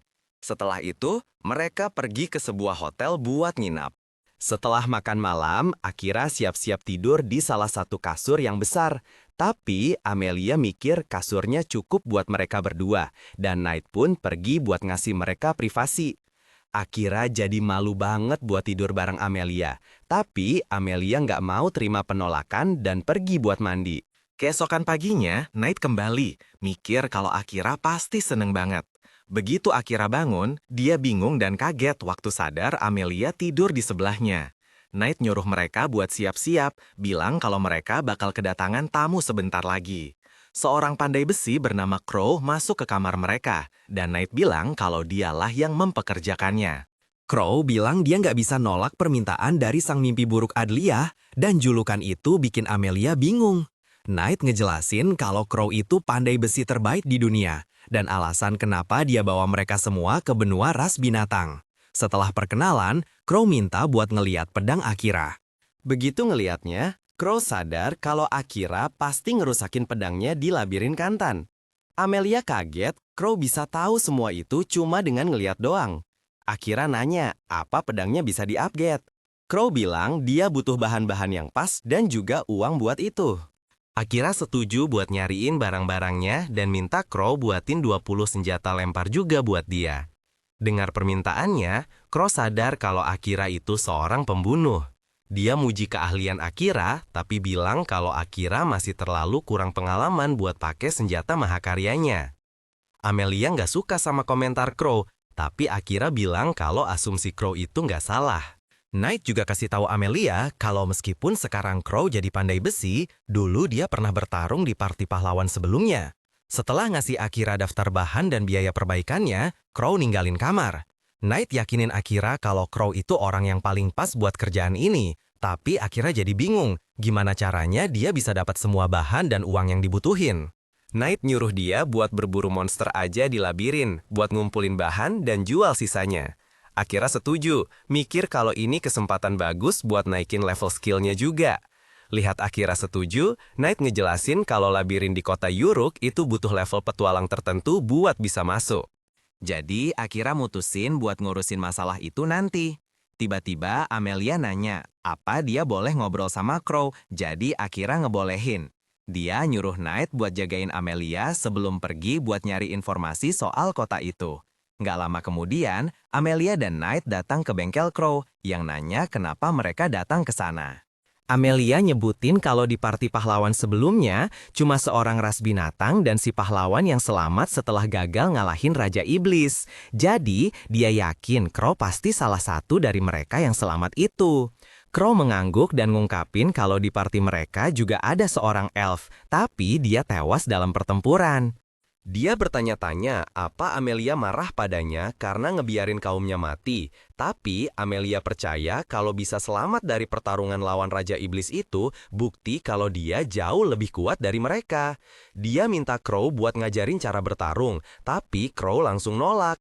Dia ngejelasin kalau dia pernah nerima murid lain sebelumnya, tapi nggak ada satupun yang tahan sama latihannya yang keras. Amelia janji nggak bakal berhenti, bilang kalau dia harus jadi lebih kuat supaya bisa ngimbangin Akira. Tapi, Crow ngingetin Knight kalau dia cuma setuju buat permintaan pandai besi, bukan buat nerima murid. Knight bilang kalau dia nggak bisa ngatur tindakan Amelia dan minta Crow berhenti manggil dia dengan sebutan mimpi buruk Adlia. Crow nolak, bilang kalau Knight itu simbol ketakutan yang bikin ngeri setiap ras binatang di benua itu. Amelia penasaran gimana Knight bisa dapat julukan itu. Jadi, Knight ngejelasin kalau lebih dari 100 tahun yang lalu, kota Adlia itu kota terbesar di benua ras binatang. Suatu hari, Raja Iblis nyuruh Knight buat nyerang Adlia buat neror para ras binatang yang udah nyerbu wilayah Iblis. Meskipun misi Knight cuma buat nakut-nakutin para pejabat tinggi di kota itu, dia malah lepas kendali sama instingnya dan ngebunuh warga sipil yang gak bersalah di sana. Gara-gara semua penderitaan yang Knight timbulkan pada orang-orang yang gak bersalah, para ras binatang mulai manggil dia mimpi buruk Adlia, sebuah simbol kehancuran untuk bertahun-tahun ke depan. Balik ke kamarnya, Akira jadi tahu semua cerita ini karena dia terhubung sama pikiran Knight lewat ikatan mereka. Sementara itu, pas Knight selesai cerita, dia ngungkapin kalau dia udah kehilangan harapan sama dirinya sendiri setelah tragedi itu. Tapi, setelah ketemu Akira, dia ngerasa yakin bisa ngendaliin dirinya biar nggak ngamuk lagi. Crow kaget dan sadar kalau Knight udah berubah. Kucing itu ngaku kalau dia emang bersalah atas banyak kejahatan, Tapi Knight bilang dia nggak akan biarin dirinya mati sekarang karena dia mau ngabdi sama tuan barunya. Crow bilang kalau dia nggak punya dendam sama Knight, tapi ceritanya belum selesai. Dia ingat waktu ketemu Knight setelah kehancuran Adlia, pas dia lagi ziarah ke makam kakaknya. Knight ngebolehin Crow buat balas dendam dengan ngebunuh dia, tapi Crow nolak, bilang kalau Knight itu cuma dijadiin alat sama Raja Iblis.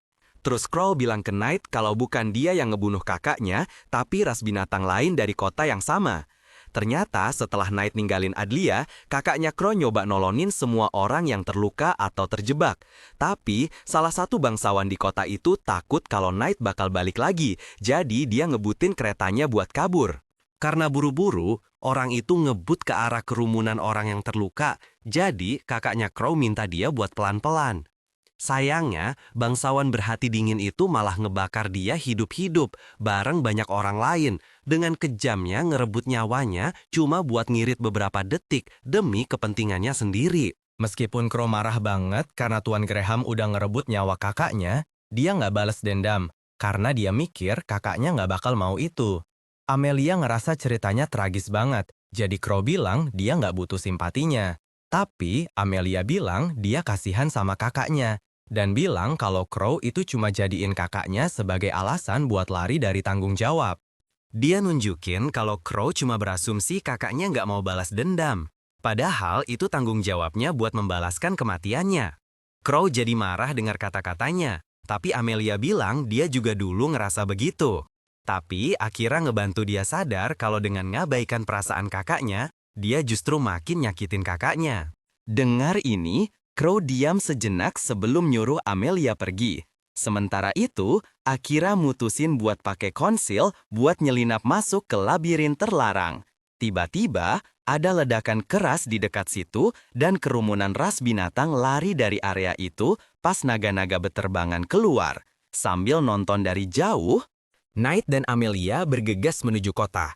Tiba-tiba, monster-monster raksasa keluar dari labirin kota, ngebunuhin orang-orang yang gak bersalah. Amelia langsung lari buat nolongin mereka, dan minta Knight buat evakuasiin orang sebanyak mungkin. Pas Knight lari, seorang anak laki-laki aneh yang naik cacing manggil Amelia. Pas Amelia nengok, dia sadar kalau itu anak yang sama yang pernah nipu Kirika waktu kecil. Anak itu ngenalin dirinya sebagai Oram sebelum bilang kalau Raja Iblis udah merintahin dia buat ngebiarin Amelia tetap hidup. Dia nyuruh cacingnya buat nangkep Amelia, sementara di tempat lain, Akira lagi ngelawan monster-monster ganas. Tiba-tiba, Knight ngasih tahu dia kalau Amelia udah ditangkap dan dibawa masuk ke labirin. Ini bikin Akira kaget, dan dia langsung lari ngambil pedang lain dari seorang ras binatang yang udah jatuh. Knight segera kembali, dan Akira bilang mereka harus beresin dulu monster di luar sebelum masuk ke labirin, dan nyuruh Knight buat mundur. Nggak lama, dia ngeluarin versi raksasa dari sihir bayangan yang disebut Shadow Hell, yang nyelimutin seluruh kota dan ngebantai setiap monster di sana. Sambil dia habisin para monster, Akira meraung marah, kaget sama betapa kuat emosinya. Begitu sihirnya hilang, dia pingsan karena kecapean. Ngeliat tuannya terluka, Knight langsung lari nolongin. Sementara itu, sistem deteksi kerusakan di tubuh Akira dan ngaktifin sihir bayangannya buat nyembuhin dia. Bayangan itu nyelimutin tubuhnya dan mulai bersinar lembut sambil perbaikin luka-lukanya. Knight nonton dengan takjub pas Akira sembuh total cuma dalam beberapa detik. Begitu dia pulih, Knight bawa dia ke tempat lain buat istirahat. Akira bangun gak lama kemudian dan nanya ke Knight mereka lagi di mana. Knight jelasin kalau mereka ada di rumah Crow, karena itu tempat yang aman buat istirahat.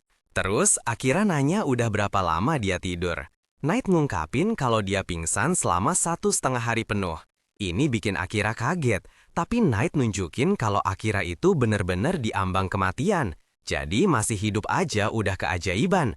Tapi satu-satunya alasan Akira bisa selamat adalah karena sihir bayangannya aktif sendiri buat nyembuhin dia. Knight ngerasa curiga sama sihir aneh ini. Tapi Akira bilang dia sendiri aja nggak ngerti sepenuhnya sama kemampuannya. Jadi mereka harus fokus sama masalah yang ada sekarang. Setelah bangun dari tempat tidur, dia nemuin Crow di luar dan makasih buat tumpangannya. Terus pas Akira mau ninggalin rumah, Crow nanya dia mau kemana. Dia bilang ke Crow kalau dia mau nyelamatin Amelia. Crow nunjukin kalau Akira nggak punya cara buat ngelacak di mana Amelia. Tapi Akira tetap keras kepala dan pergi, bertekad buat bawa Amelia kembali apapun risikonya. Crow nyoba nenangin dia, tapi Akira terlalu cemas soal Amelia buat bisa santai. Pas Crow nunjukin kalau dia mau ngelawan iblis tanpa bawa senjata, Akira cuma jawab kalau dia nggak butuh. Akhirnya, Crow nunjuk ke sebuah pedang yang udah jadi di ruangannya. Bilang kalau Akira terlalu marah sampai nggak sadar. Pas Akira ngambil senjatanya, dia sadar kalau itu pedang ganda. Crow ngejelasin kalau belati ganda lebih cocok sama gaya bertarung pembunuhnya dan nyuruh dia bayar bahan-bahannya nanti. Terus Crow ngasih dia sebuah cincin dari pahlawan kedua atau ketiga yang bertuliskan, "Aku akan menuntunmu kemana saja." Crow kaget Akira bisa baca tulisan itu, jadi dia nanya apa fungsi cincin itu sebenarnya. Crow menjelasin kalau cincin itu bisa nemuin lokasi pasti dari apapun yang dicari penggunanya. Akira langsung nyoba pakainya buat nemuin keberadaan Amelia. Nggak lama, cincin itu bersinar dan nunjuk ke lokasi labirin Brood. Crow heran kenapa Amelia belum ada di wilayah iblis, tapi Akira langsung berangkat sama Knight, siap buat jemput Amelia kembali. Pas mereka berangkat, Knight mohon sama Akira buat berhenti bertindak nekat. Dia minta maaf karena udah membahayakan nyawa Knight, tapi Knight bilang Akira juga harus jaga diri. Sementara itu, di dalam labirin, Amelia duduk diam sementara Oram ngerasa puas sama kekuatan seni mengendalikan monsternya. Dia sadar meskipun sihir monsternya nggak bisa sepenuhnya ngendaliin manusia dan elves, tapi masih bisa bikin mereka nggak bisa gerak. Pas Rangga Oram menggangguin Amelia, dia nanya kenapa orang ngelakuin ini. Kaget karena Amelia masih bisa ngomong. Oram bilang kalau cuma iblis tingkat 2 yang bisa pakai lingkaran teleportasi. Karena Oram itu iblis tingkat 3, dia nggak punya kekuatan buat teleportasi. Jadi dia ngejelasin kalau dia lagi nunggu seniornya datang buat bikinin lingkaran teleportasi ke wilayah iblis. Amelia nanya kapan seniornya bakal datang, tapi Oram juga nggak tahu. Dia ngerasa lucu ngelihat Amelia nyoba ngumpulin informasi padahal statusnya tawanan. Terus dia bilang kalau Amelia ngarep Akira bakal nyelamatin dia yakin Akira nggak bakal bisa ngalahinnya. Dia ngungkapin kalau dia nggak ada niat buat ngebunuh Amelia karena Raja Iblis pengen Amelia hidup. Sementara itu, Akira sampai di luar labirin. Pas dia pakai cincin sihirnya, cincin itu nunjuk ke bawah tanah. Dan Knight sadar mereka harus masuk jauh ke level bawahnya sebelum bisa bergerak. Seorang gadis aneh ngamperin mereka dan bilang kalau dia punya pesan buat Akira. Akira ngenalin dia sebagai gadis yang dia temui di akademi. Dia minta Akira buat bawa dia ke tempat Amelia. Dengar ini, Akira langsung nyengkram kerah baju gadis itu dan nanya gimana dia bisa tahu lokasi Amelia. Dengan ancaman kematian di depan mata, gadis itu ngejelasin kalau dia pakai skill pelacak aromanya buat ngelacak bau Amelia sampai ke labirin. Karena dia tahu Akira jalan bareng Amelia, dia nebak kalau Akira pasti bakal balik lagi ke labirin. Knight bilang kalau ras binatang itu emang biasa punya skill pelacak aroma, jadi gadis itu kayaknya nggak bohong. Terus Akira nanya kenapa dia ngikutin mereka, dan dia ngenalin dirinya sebagai Lia, putri pertama Yuruk. Ternyata Lia udah dapat kabar soal rencana Raja Iblis buat nangkap Amelia, jadi dia mau kasih tahu Akira duluan. Akira heran kenapa Lia nggak bilang dari awal. Lia ngejelasin kalau Akira nggak bakal percaya tanpa bukti. Makanya dia cuma bisa ngikutin sambil ngumpulin bukti. Tapi pasukan Raja Iblis keburu nyerang sebelum dia sempat ngasih pesan. Buat ngecek apa Lia bisa dipercaya, Akira pakai World's Eye padanya. Setelah ngeliat ingatannya, Akira akhirnya percaya sama Lia dan nanya soal skill perisai roh miliknya. Lia kaget Akira bisa tahu kemampuan tersembunyinya dan ngejelasin kalau dia bisa pakai itu buat ngelindungin objek yang bergerak. Akira penasaran apa itu bisa ngelindungin orang yang bergerak dan Lia mengangguk. Lia bilang mereka harus nyelamatin Amelia secepat mungkin karena Raja Iblis ngejar sihir kebangkitannya. Sebagai jawaban, Akira naik ke punggung Knight dan nyuruh Lia ikut bareng dia. Balik ke labirin, Amelia bingung kenapa Raja Iblis pengen sihir kebangkitannya, padahal Iblis kan umurnya udah panjang banget. Oram ngaku kalau dia nggak tahu motif tuannya, soalnya sihir kebangkitan itu cuma bisa nolongin orang yang baru aja meninggal. Dia juga mikir kalau itu mantra yang lumayan merepotkan, karena butuh waktu jeda beberapa hari sebelum si pengguna bisa pakainya lagi. Amelia kaget dengar pengetahuannya, tapi orang bilang kalau Amelia nggak bakal bisa pakai sihir ini ke Akira begitu dia bunuh Akira. Karena Amelia sendiri udah kena luka fatal dan pakai sihir itu buat ngelindungin nyawanya. Terus dia mulai ngejek Amelia, bilang dia udah nggak sabar ngelihat Amelia nangis setelah dia bunuh Akira. Sementara Amelia cuma natap dia tajam dalam diam. Di tempat lain, Akira nanya ke Lia, kenapa dia ada di kerajaan Redis waktu itu. Lia ngungkapin kalau keluarganya pernah ditangkap sama Slime Hitam beberapa waktu lalu, jadi dia nyariin mereka keliling dunia. Terus Lia juga ngejelasin kalau dia sebenarnya datang dari kalangan biasa, tapi keluarga kerajaan ngadopsi dia. Dulu dia hidup damai di desanya, tapi tiba-tiba muncul slime hitam entah dari mana. Meskipun slime itu monster yang lemah banget, slime hitam ini cukup kuat buat nelan seluruh desa Lia, ninggalin dia di tangan keluarnya bangsawan. Karena Lia mikir, slime itu monster eksperimen dengan kekuatan yang ditingkatkan. Akira jadi penasaran, apa itu slime hitam yang sama yang nyerap Amelia? Terus Lia ngungkapin, kalau keluarga kerajaan ngadopsi dia karena skill pertahanannya. Jadi, sebagai seorang putri, dia pakai posisi barunya buat nyelidikin insiden slime itu. Hasil penyelidikannya ngungkapin kalau slime itu ada hubungannya sama kerajaan manusia, makanya dia pergi ke sana buat nyari. Ternyata semua ras binatang dan elf yang ditangkap slime itu dijadiin korban sama manusia buat nguatin ritual pemanggilan pahlawan mereka. Lia bilang ke Akira kalau dia cuma mau ngeliat pahlawan yang keluarganya dikorbanin demi dia dengan mata kepalanya sendiri. Makanya dia nyusup ke kerajaan Redis. Tahu kalau dia juga dipanggil lewat pengorbanan orang lain, Akira mikir Lia pasti benci sama dia. Tapi Lia nggak nyalahin Akira, karena itu salah rajanya yang manggil dia dari dunia lain. Akira mengangguk dan ngejelasin kalau dia juga benci sama raja, tapi karena alasannya sendiri. Pas dia bilang ada yang aneh sama penjelasan raja soal invasi iblis, Knight bilang kalau itu bohong besar. Menurut Knight, para iblis nggak pernah nyerang siapapun selama beberapa abad terakhir, tapi ras lain terus-terusan bikin mereka kelihatan jahat. Ini bikin Akira bingung, tapi sebelum dia sempat nanya, mereka sampai di labirin. Begitu masuk, Lia nunjukin kalau mereka nggak bisa turun lantai tanpa ngalahin sejumlah monster setiap kalinya. Karena Akira nggak mau buang-buang waktu, dia mutusin buat pakai sihir bayangannya. Buat ngabisin semua monster dengan cepat, tapi Knight ngingetin dia buat nyimpen kekuatannya buat ngelawan iblis di lantai terakhir. Akira bilang kalau dia nggak mau mempertaruhkan nyawa Amelia lebih lama lagi. Ngeliat tekadnya, Knight nawarin diri buat pakai kekuatan sejatinya dan musnahin para monster itu. Tapi, dia ngingetin Akira kalau dia bisa lepas kendali lagi dalam wujud itu. Meskipun Knight mikir dia udah cukup kuat buat nahan instingnya sekarang, Akira yakinin dia kalau dia bakal terus ngawasin supaya Knight bisa berubah tanpa perlu khawatir.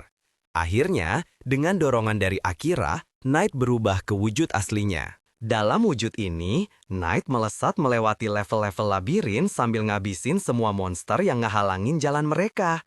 Meskipun Knight gerak dengan kecepatan luar biasa, Akira sadar kalau Knight gak ngerespon suaranya. Buat nenangin dia, Akira ngejangkau jiwa Knight yang akhirnya mulihin kewarasannya. Pas Knight bergerak lebih terkendali, Akira nanya kenapa iblis dibenci banget.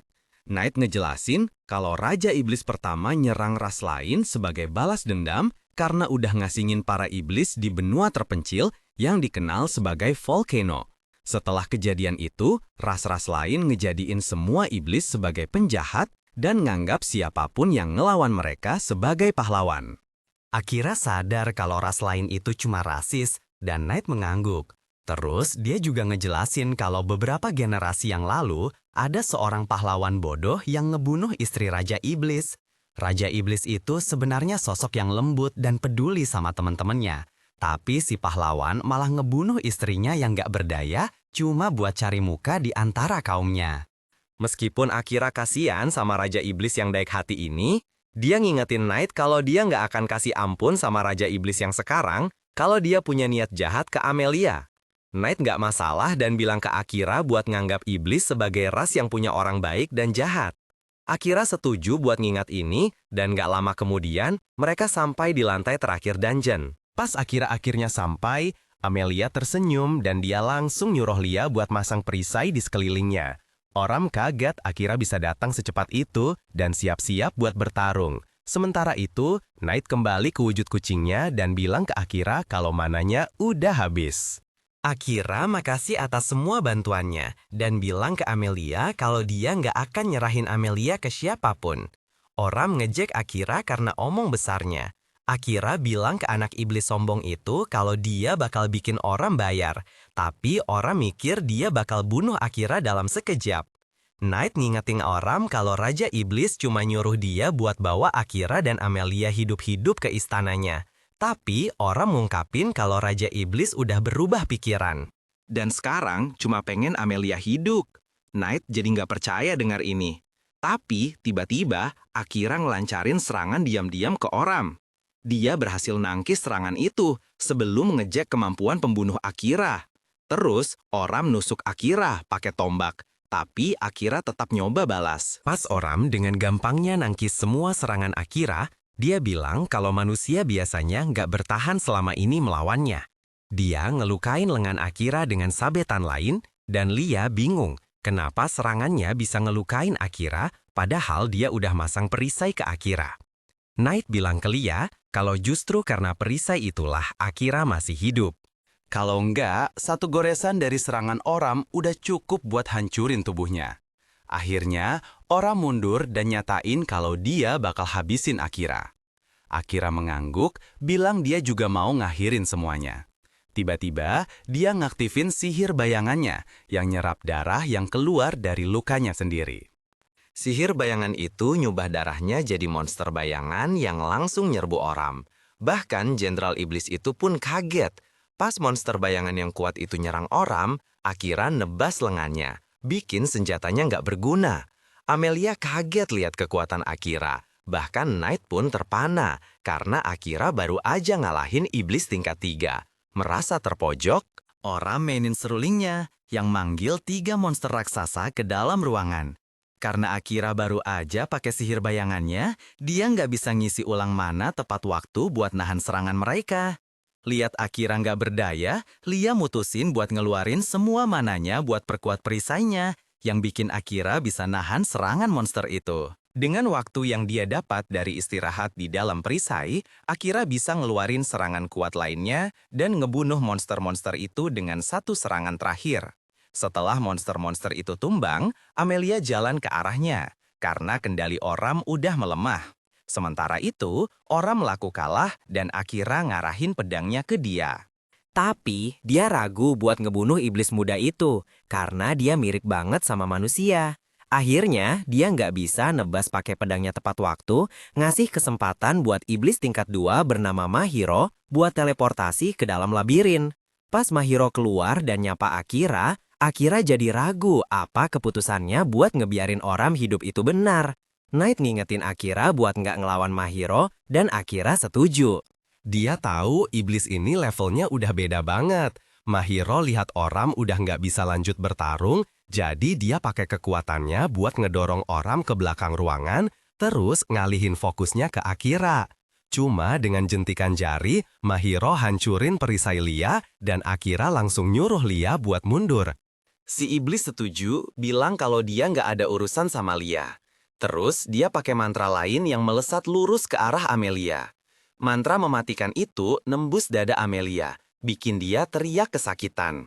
Kaget, Akira lari buat nolongin, tapi Mahiro bilang dia nggak ngebunuh Amelia. Lihat Amelia kesakitan banget, Akira natap si iblis dengan tatapan membunuh, yang cuma dibalas ejekan. Knight ngingetin dia buat nggak kepancing. Tahu dia nggak bisa menang, Akira bingung gimana caranya ngelindungin Amelia. Sementara itu, Mahiro ngeluarin mantra baru yang nutup semua jalan keluar. Knight sadar itu sihir perisai, jadi Mahiro bilang dia nggak mau Akira kabur. Dengan jalan keluarnya ketutup, Akira bingung mau ngapain, soalnya sihir bayangannya juga udah habis. Tiba-tiba Mahiro nanya ke Akira apa arti nama depannya, Oda, dalam bahasa Jepang. Ini bikin Akira kaget. Mahiro pun konfirmasi kalau dia juga dari Jepang. Akira bingung kenapa orang dari dunia lain kayak dia malah mihak iblis. Tapi dia nggak punya waktu buat bereaksi pas Mahiro pakai mantra lain buat nyerang dia. Pas Akira nyaris aja ngindar dari serangan itu. Serangannya balik lagi dengan efek ngejar dan ngelukain kulitnya. Terus dia lari buat nyerang Mahiro, tapi Mahiro laksa dia buat ngindar dari mantra cakram yang mematikan.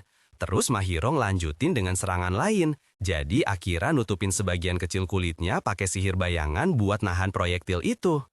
Mahiro sadar kalau energi sihir bayangan Akira udah menipis, jadi dia penasaran sebagus apa performanya kalau dalam kekuatan penuh. Tapi dia bilang kalau para petinggi bakal marah kalau dia kelamaan, jadi dia bakal selesain tugasnya segera.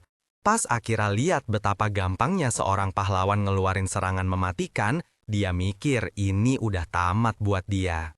Tiba-tiba, Knight bilang ke Akira kalau mananya udah pulih sebagian dan dia maju buat bertarung.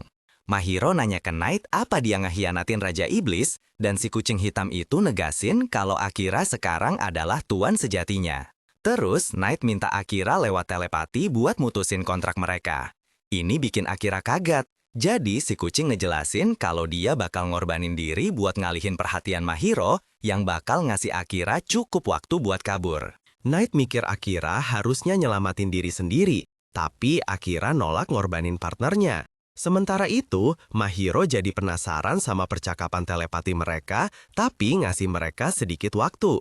Setelah mikir-mikir, Akira bilang ke Knight kalau dia siap mempertaruhkan segalanya bareng Knight kalau itu ngasih mereka berdua kesempatan sekecil apapun buat hidup. Dia ngajak Knight buat bertarung bareng dan si kucing ngingetin Akira kalau dia terlalu nekat. Tapi dia ngehargain perhatian tuannya dan tiba-tiba Knight berubah jadi tiruan siren buat bertarung di sisinya.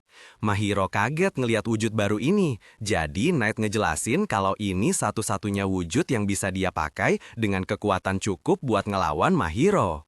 Terus Knight bilang ke Akira kalau dia nggak bisa nahan wujud ini lama-lama, jadi mereka harus selesain pertarungannya cepat.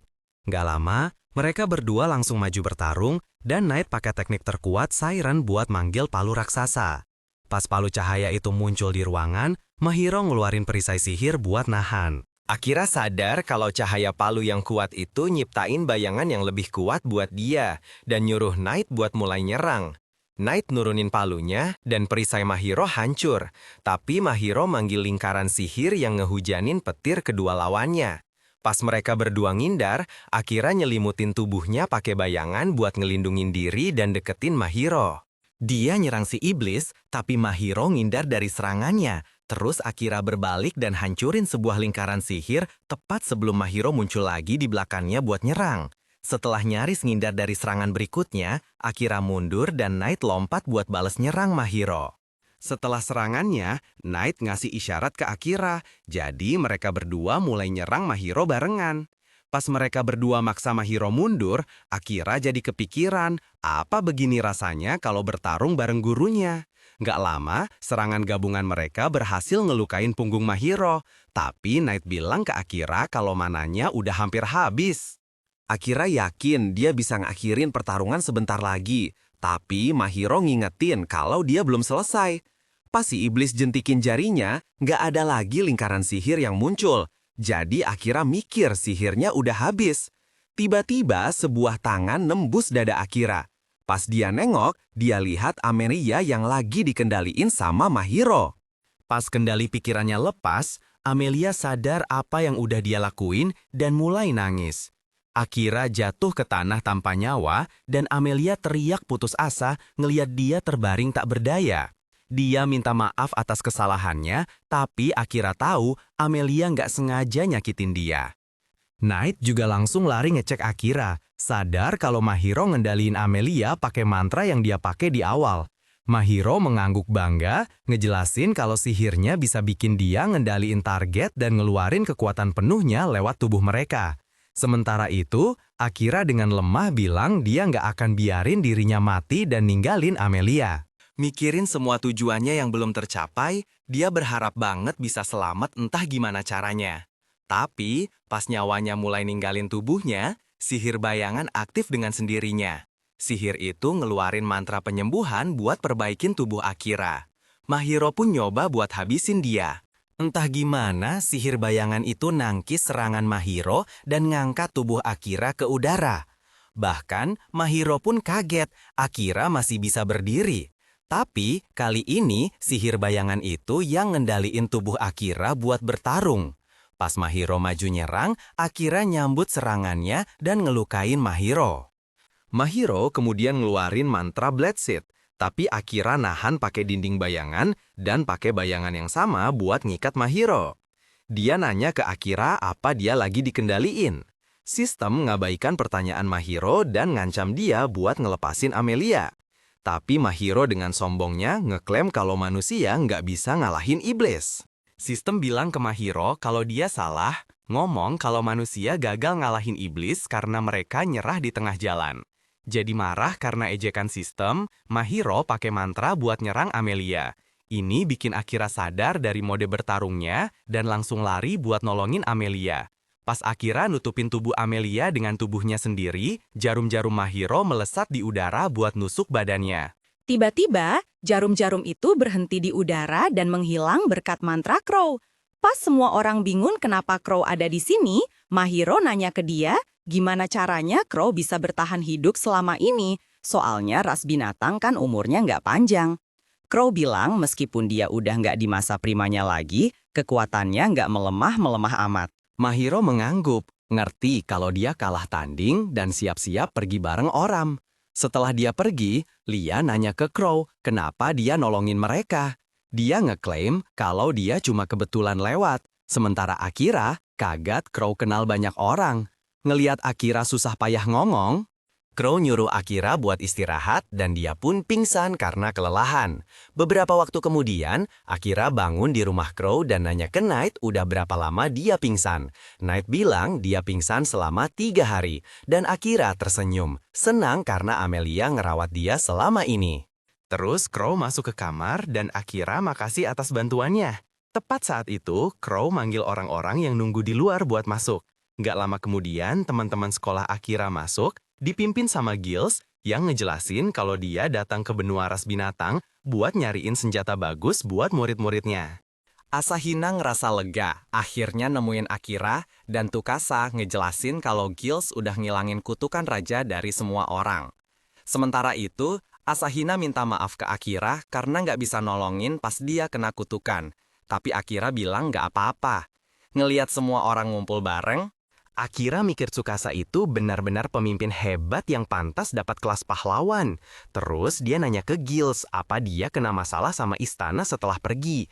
Giles ngejelasin kalau istana mecat dia karena mereka bubarin Ordo Kesatria. Jadi dia bebas pergi kemana aja. Asahina nanya ke Akira apa dia mau jadi partner mereka. Tapi Knight bilang kalau Akira cuma butuh dia sebagai partner. Pas mereka berdua mulai debat, Akira nenangin mereka sebelum ngasih pendapatnya sendiri. Meskipun dia senang parti pahlawan selamat, Akira penasaran apa rencana mereka selanjutnya. Tsukasa bilang kalau mereka mau ngalahin Raja Iblis, tapi Knight mikir mereka terlalu sombong dengan kekuatan mereka yang lemah. Karena Knight terus-terusan debat sama semua orang, Akira ngusir dia keluar supaya bisa ngobrol beneran sama teman sekelasnya. Setelah Knight pergi, Akira nanya ke Tsukasa apa mereka nyoba jadi pahlawan dengan ngalahin Raja Iblis. Tsukasa ngejelasin kalau mereka nyoba cari muka sama Raja dengan ngalahin Raja Iblis supaya Raja akhirnya mau kasih tahu gimana cara balik ke dunia mereka. Meskipun Akira ngerti alasan Tsukasa, dia juga ingat kalau Raja dengan kejamnya ngorbanin banyak orang nggak bersalah cuma buat manggil mereka. Dia bilang ke semua orang kalau ada alasan kenapa mereka nggak bisa percaya sama Raja dan ngingetin mereka kalau dia masih harus balas dendam atas kematian Siren. Semua orang jadi diem, bingung apa rencana Akira, soalnya dia juga mau pulang. Terus Akira ngejelasin kalau iblis bisa pakai lingkaran teleportasi, jadi ada kemungkinan mereka punya satu yang bisa bawa balik ke dunia asal. Dia bilang ke semua orang kalau dia bakal nyusup ke wilayah Raja Iblis buat dapetin rahasianya sendiri. Tapi dia harus nyelesain beberapa tujuan lain dulu sebelum itu. Semua orang nanya ke Akira apa dia butuh bantuan mereka buat ngelawan Iblis, tapi dia nolak. Dia ngingetin mereka kalaupun mereka milih buat bertarung, dia nggak bakal bisa ngelindungin mereka. Yang dia mau cuma pulang, dan dia nggak akan biarin siapapun ngehalangin jalannya. Dengar Akira mau pulang lagi, Amelia diam-diam ninggalin ruangan. Sebelum ngikutin Amelia keluar, Akira nyuruh yang lain buat mikirin pilihan mereka baik-baik sebelum ngambil keputusan besar. Terus, Giles juga pergi buat diskusiin soal senjata sama Crow. Jadi, para siswa ditinggal sendirian. Meskipun mereka semua kesal sama perlakuan dingin Akira, Tsukasa tetap mikir kalau Akira itu harapan terbaik mereka buat pulang. Mereka juga sadar kalau mereka harus buktiin kekuatan mereka sendiri sebelum Akira mau nolong, yang mana itu tujuan yang susah banget. Sementara itu, Akira nemuin Amelia lagi berdiri di pinggir tebing yang ngadep ke laut. Pas Akira deketin, Amelia bilang kalau dia selalu tahu mereka bakal pisah suatu hari nanti, tapi dia nggak bisa nyiapin diri buat momen itu. Dia minta maaf ke Akira karena udah nyakitin dia, tapi Akira ngingetin kalau semua yang terjadi di dungeon itu bukan salahnya.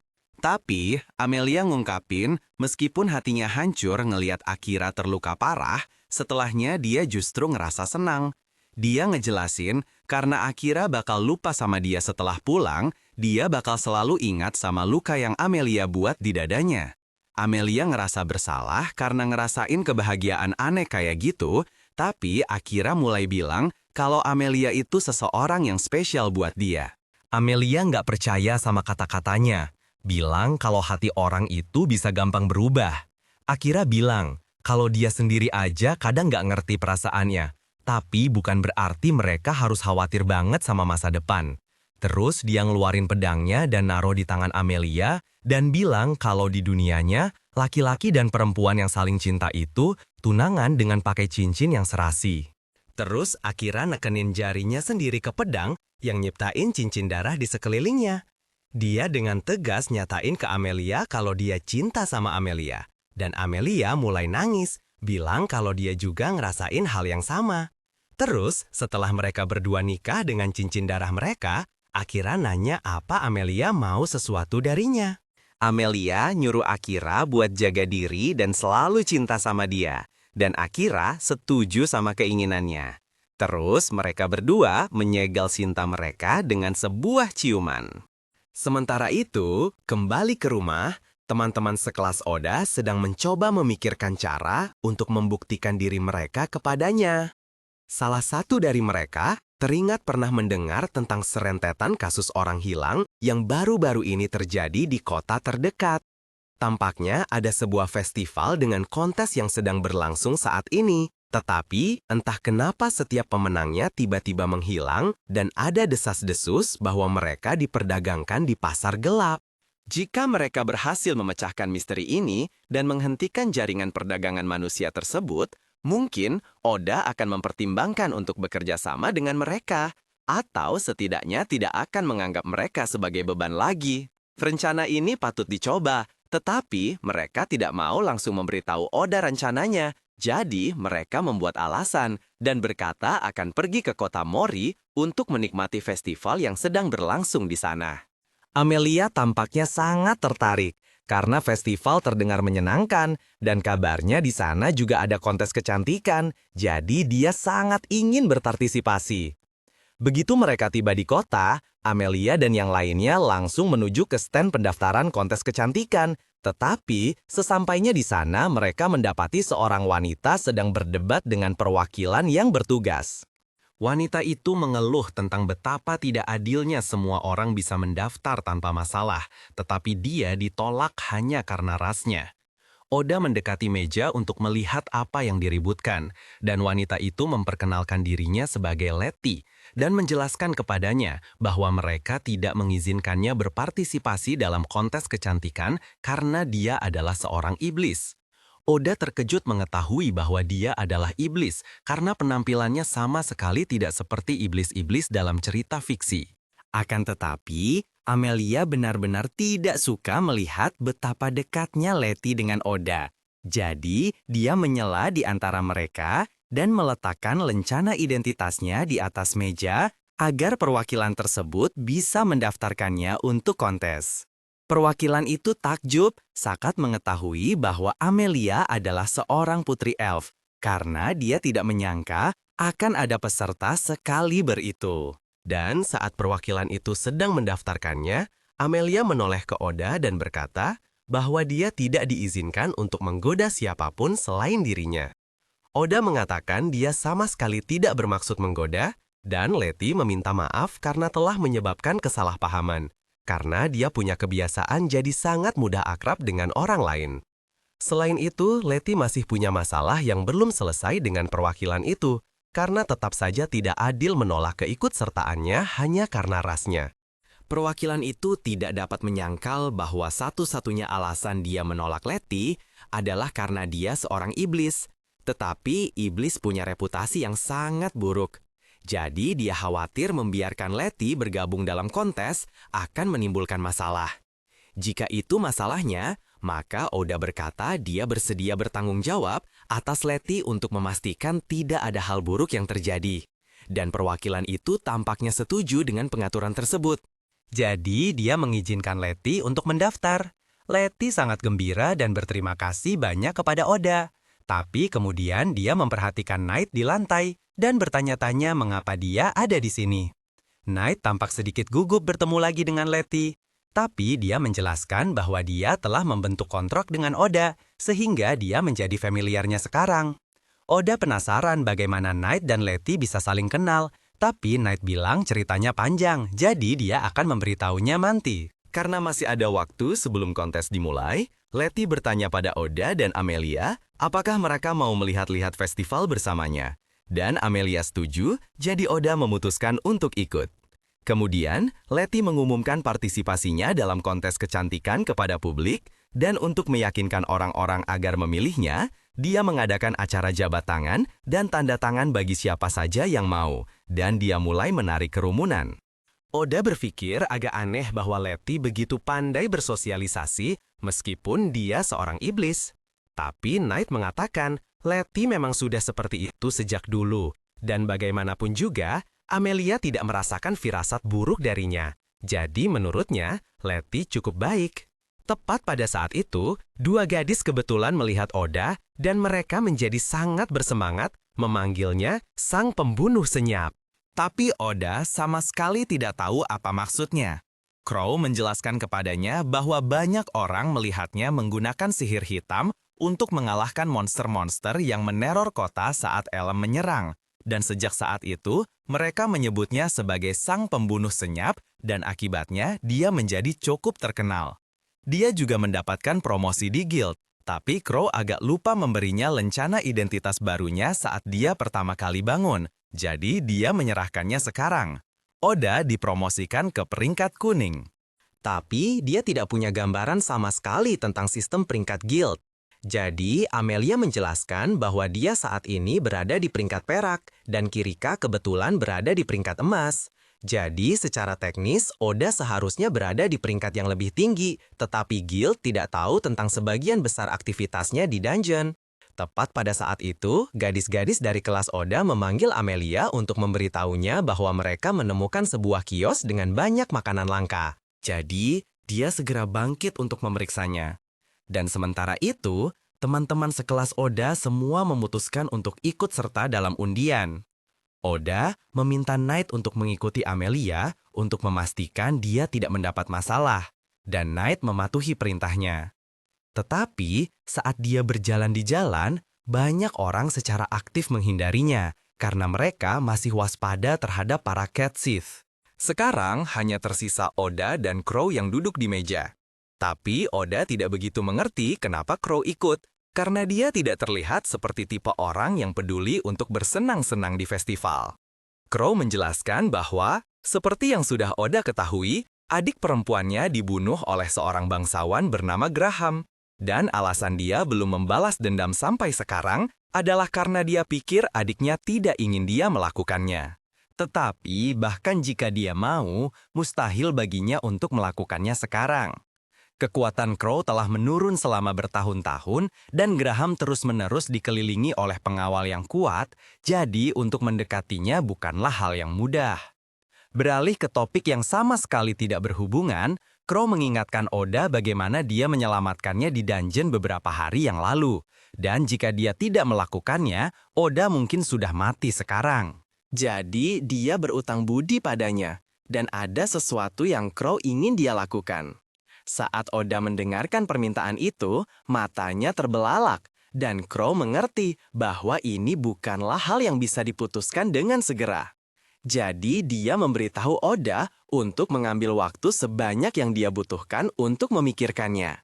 Tepat pada saat itu, Jill muncul dan memberitahu Crow bahwa mereka masih harus mencari penginapan. Jadi, Crow bangkit dan memberitahu Oda bahwa dia sudah berinisiatif mencarikannya beberapa kursi terbaik yang tersedia di stadion kontes kecantikan sehingga dia bisa pergi ke sana lebih dulu.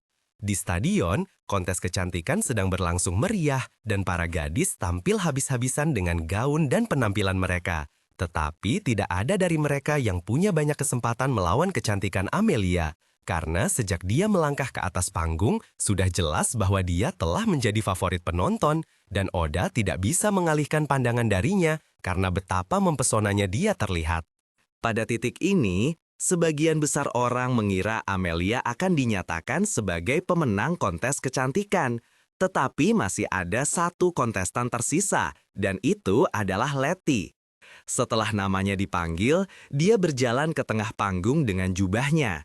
Tetapi dia berhenti sejenak dan meletakkan beberapa batu sihir sebelum melakukannya lagi di tempat lain. Hal ini membuat penonton bingung, tetapi sesaat kemudian dia melepaskan jubahnya, memperlihatkan pakaian aslinya, dan pertunjukan cahaya yang luar biasa untuk mengiringi penampilannya. Para penggemar sangat menyukai penampilan Letty, sehingga namanya melesat naik di papan peringkat, dan dia akhirnya seri dengan Amelia untuk posisi pertama. Setelah kontes selesai, semua orang berkumpul di luar, dan Letty sedikit kecewa karena dia hanya berhasil seri dengan Amelia, meskipun dia sudah berusaha lebih keras dengan pertunjukan cahayanya. Tapi Oda mengatakan itu bukan hasil yang tidak terduga, karena Amelia memang luar biasa cantik. Letty mengakui bahwa Amelia sangat cantik, tetapi dia bertekad untuk mengalahkannya lain kali. Jadi dia bertanya pada Amelia apakah dia bersedia untuk bersaing lagi tahun depan. Amelia berkata dia akan senang melakukannya, selama Oda tidak keberatan. Tapi tiba-tiba Knight menyela dan bertanya pada Letty apakah dia benar-benar harus menarik perhatian sebanyak ini pada dirinya sendiri, karena jika terus begini ayahnya mungkin akan marah. Letty bilang dia tidak peduli karena dia bertengkar dengan ayahnya dan kabur dari rumah. Itulah sebabnya dia ada di sini. Dan Knight sudah menduga hal itu. Oda bertanya-tanya mengapa Knight tampak begitu khawatir tentang ayah Letty. Jadi dia bertanya siapa Letty sebenarnya. Dan Knight menjelaskan bahwa dia adalah putri dari Raja Iblis yang mengejutkan semua orang yang hadir. Sementara itu, selama ini, Graham telah memantau kelompok itu melalui jaringan kamera keamanannya, dan dia pikir inilah saatnya untuk bergerak. Pengawalnya bertanya apakah dia ingin mereka yang menanganinya, tetapi menurutnya ini belum layak untuk mengerahkan orang-orang terbaiknya. Jadi, dia hanya memerintahkan peningkatan pengawasan, karena dia berencana untuk mengamankan dan mengirimkan paket yang gagal didapatkan oleh para iblis, meskipun ada informasi intelijen yang dia jual kepada mereka.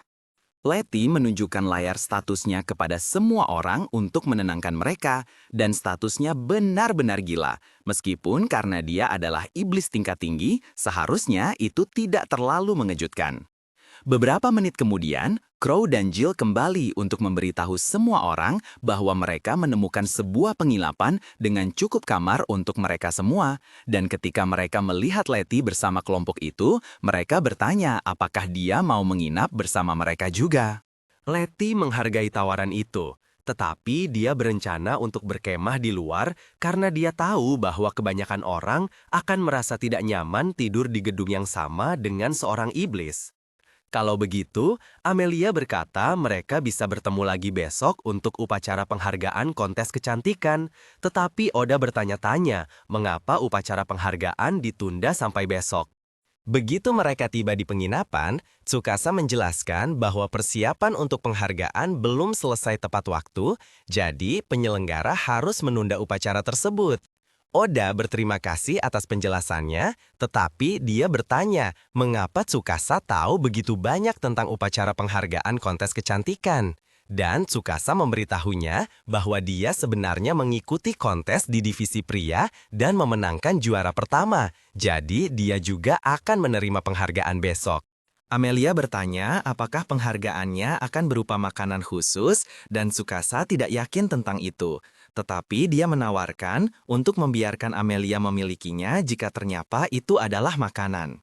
Selain itu, hari sudah mulai larut, jadi semua orang memutuskan untuk mandi agar bisa tidur. Dan Amelia bertanya pada Oda apakah dia mau mandi bersamanya, tetapi dia bilang pria tidak diizinkan masuk ke pemandian wanita, jadi itu tidak akan terjadi. Crow kemudian bertanya untuk memastikan Oda belum melupakan diskusi kecil mereka tadi.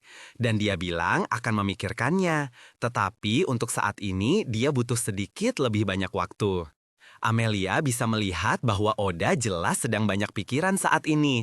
Jadi dia menariknya ke tempat tidur dan meminta maaf sebelumnya atas apa yang akan dia lakukan. Akhir-akhir ini Oda kurang tidur, jadi Amelia merapalkan mantra tidur paksa padanya dan dia langsung pingsan. Dia kemudian keluar untuk menghadapi Crow dan memberitahunya bahwa dia tidak bisa memaksa Oda untuk melakukan sesuatu yang tidak ingin dia lakukan. Tapi Crow bilang dia tidak berniat memaksanya. Yang dilakukan hanyalah meminta bantuan dan keputusan untuk melanjutkannya atau tidak sepenuhnya terserah pada Oda. Selain itu, Oda pada akhirnya akan melewati batas itu dan kemungkinan besar keinginannya untuk melindungi Amelia mungkin akan menjadi pendorongnya.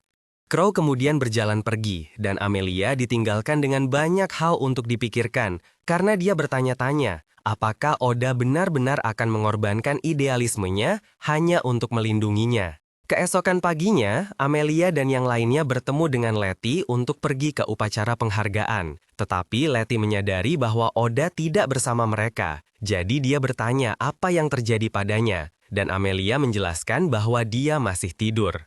Dia tidak menyangka Oda akan tidur selama ini ketika dia merapalkan mantra itu.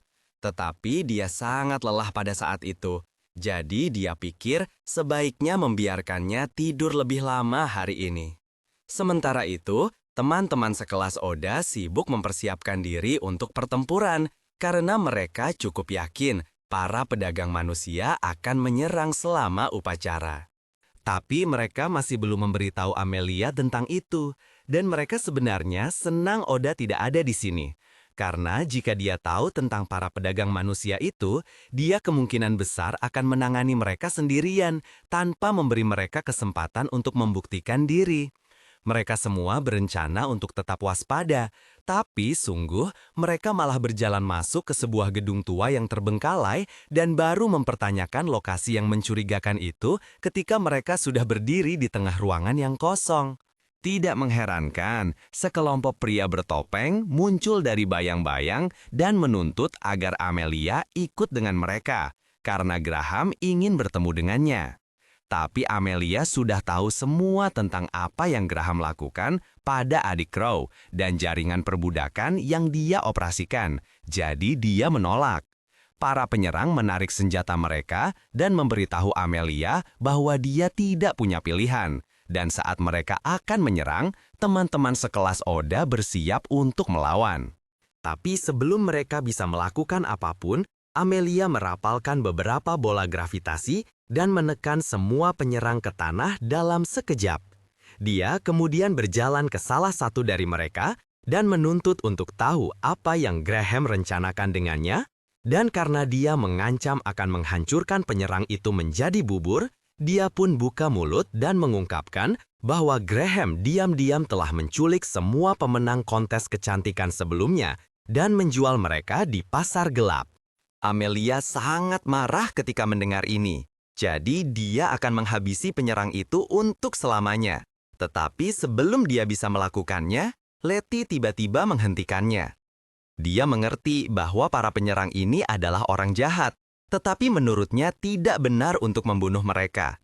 Amelia menunjukkan bahwa para penyerang yang lebih dulu menarik senjata mereka, dan Letty mengerti itu. Tetapi orang-orang ini hanya mengikuti perintah dan mereka mungkin punya cerita atau keadaan mereka sendiri. Jadi, kecuali benar-benar perlu bagi mereka untuk mati, dia tidak akan membiarkan siapapun dibunuh di depannya.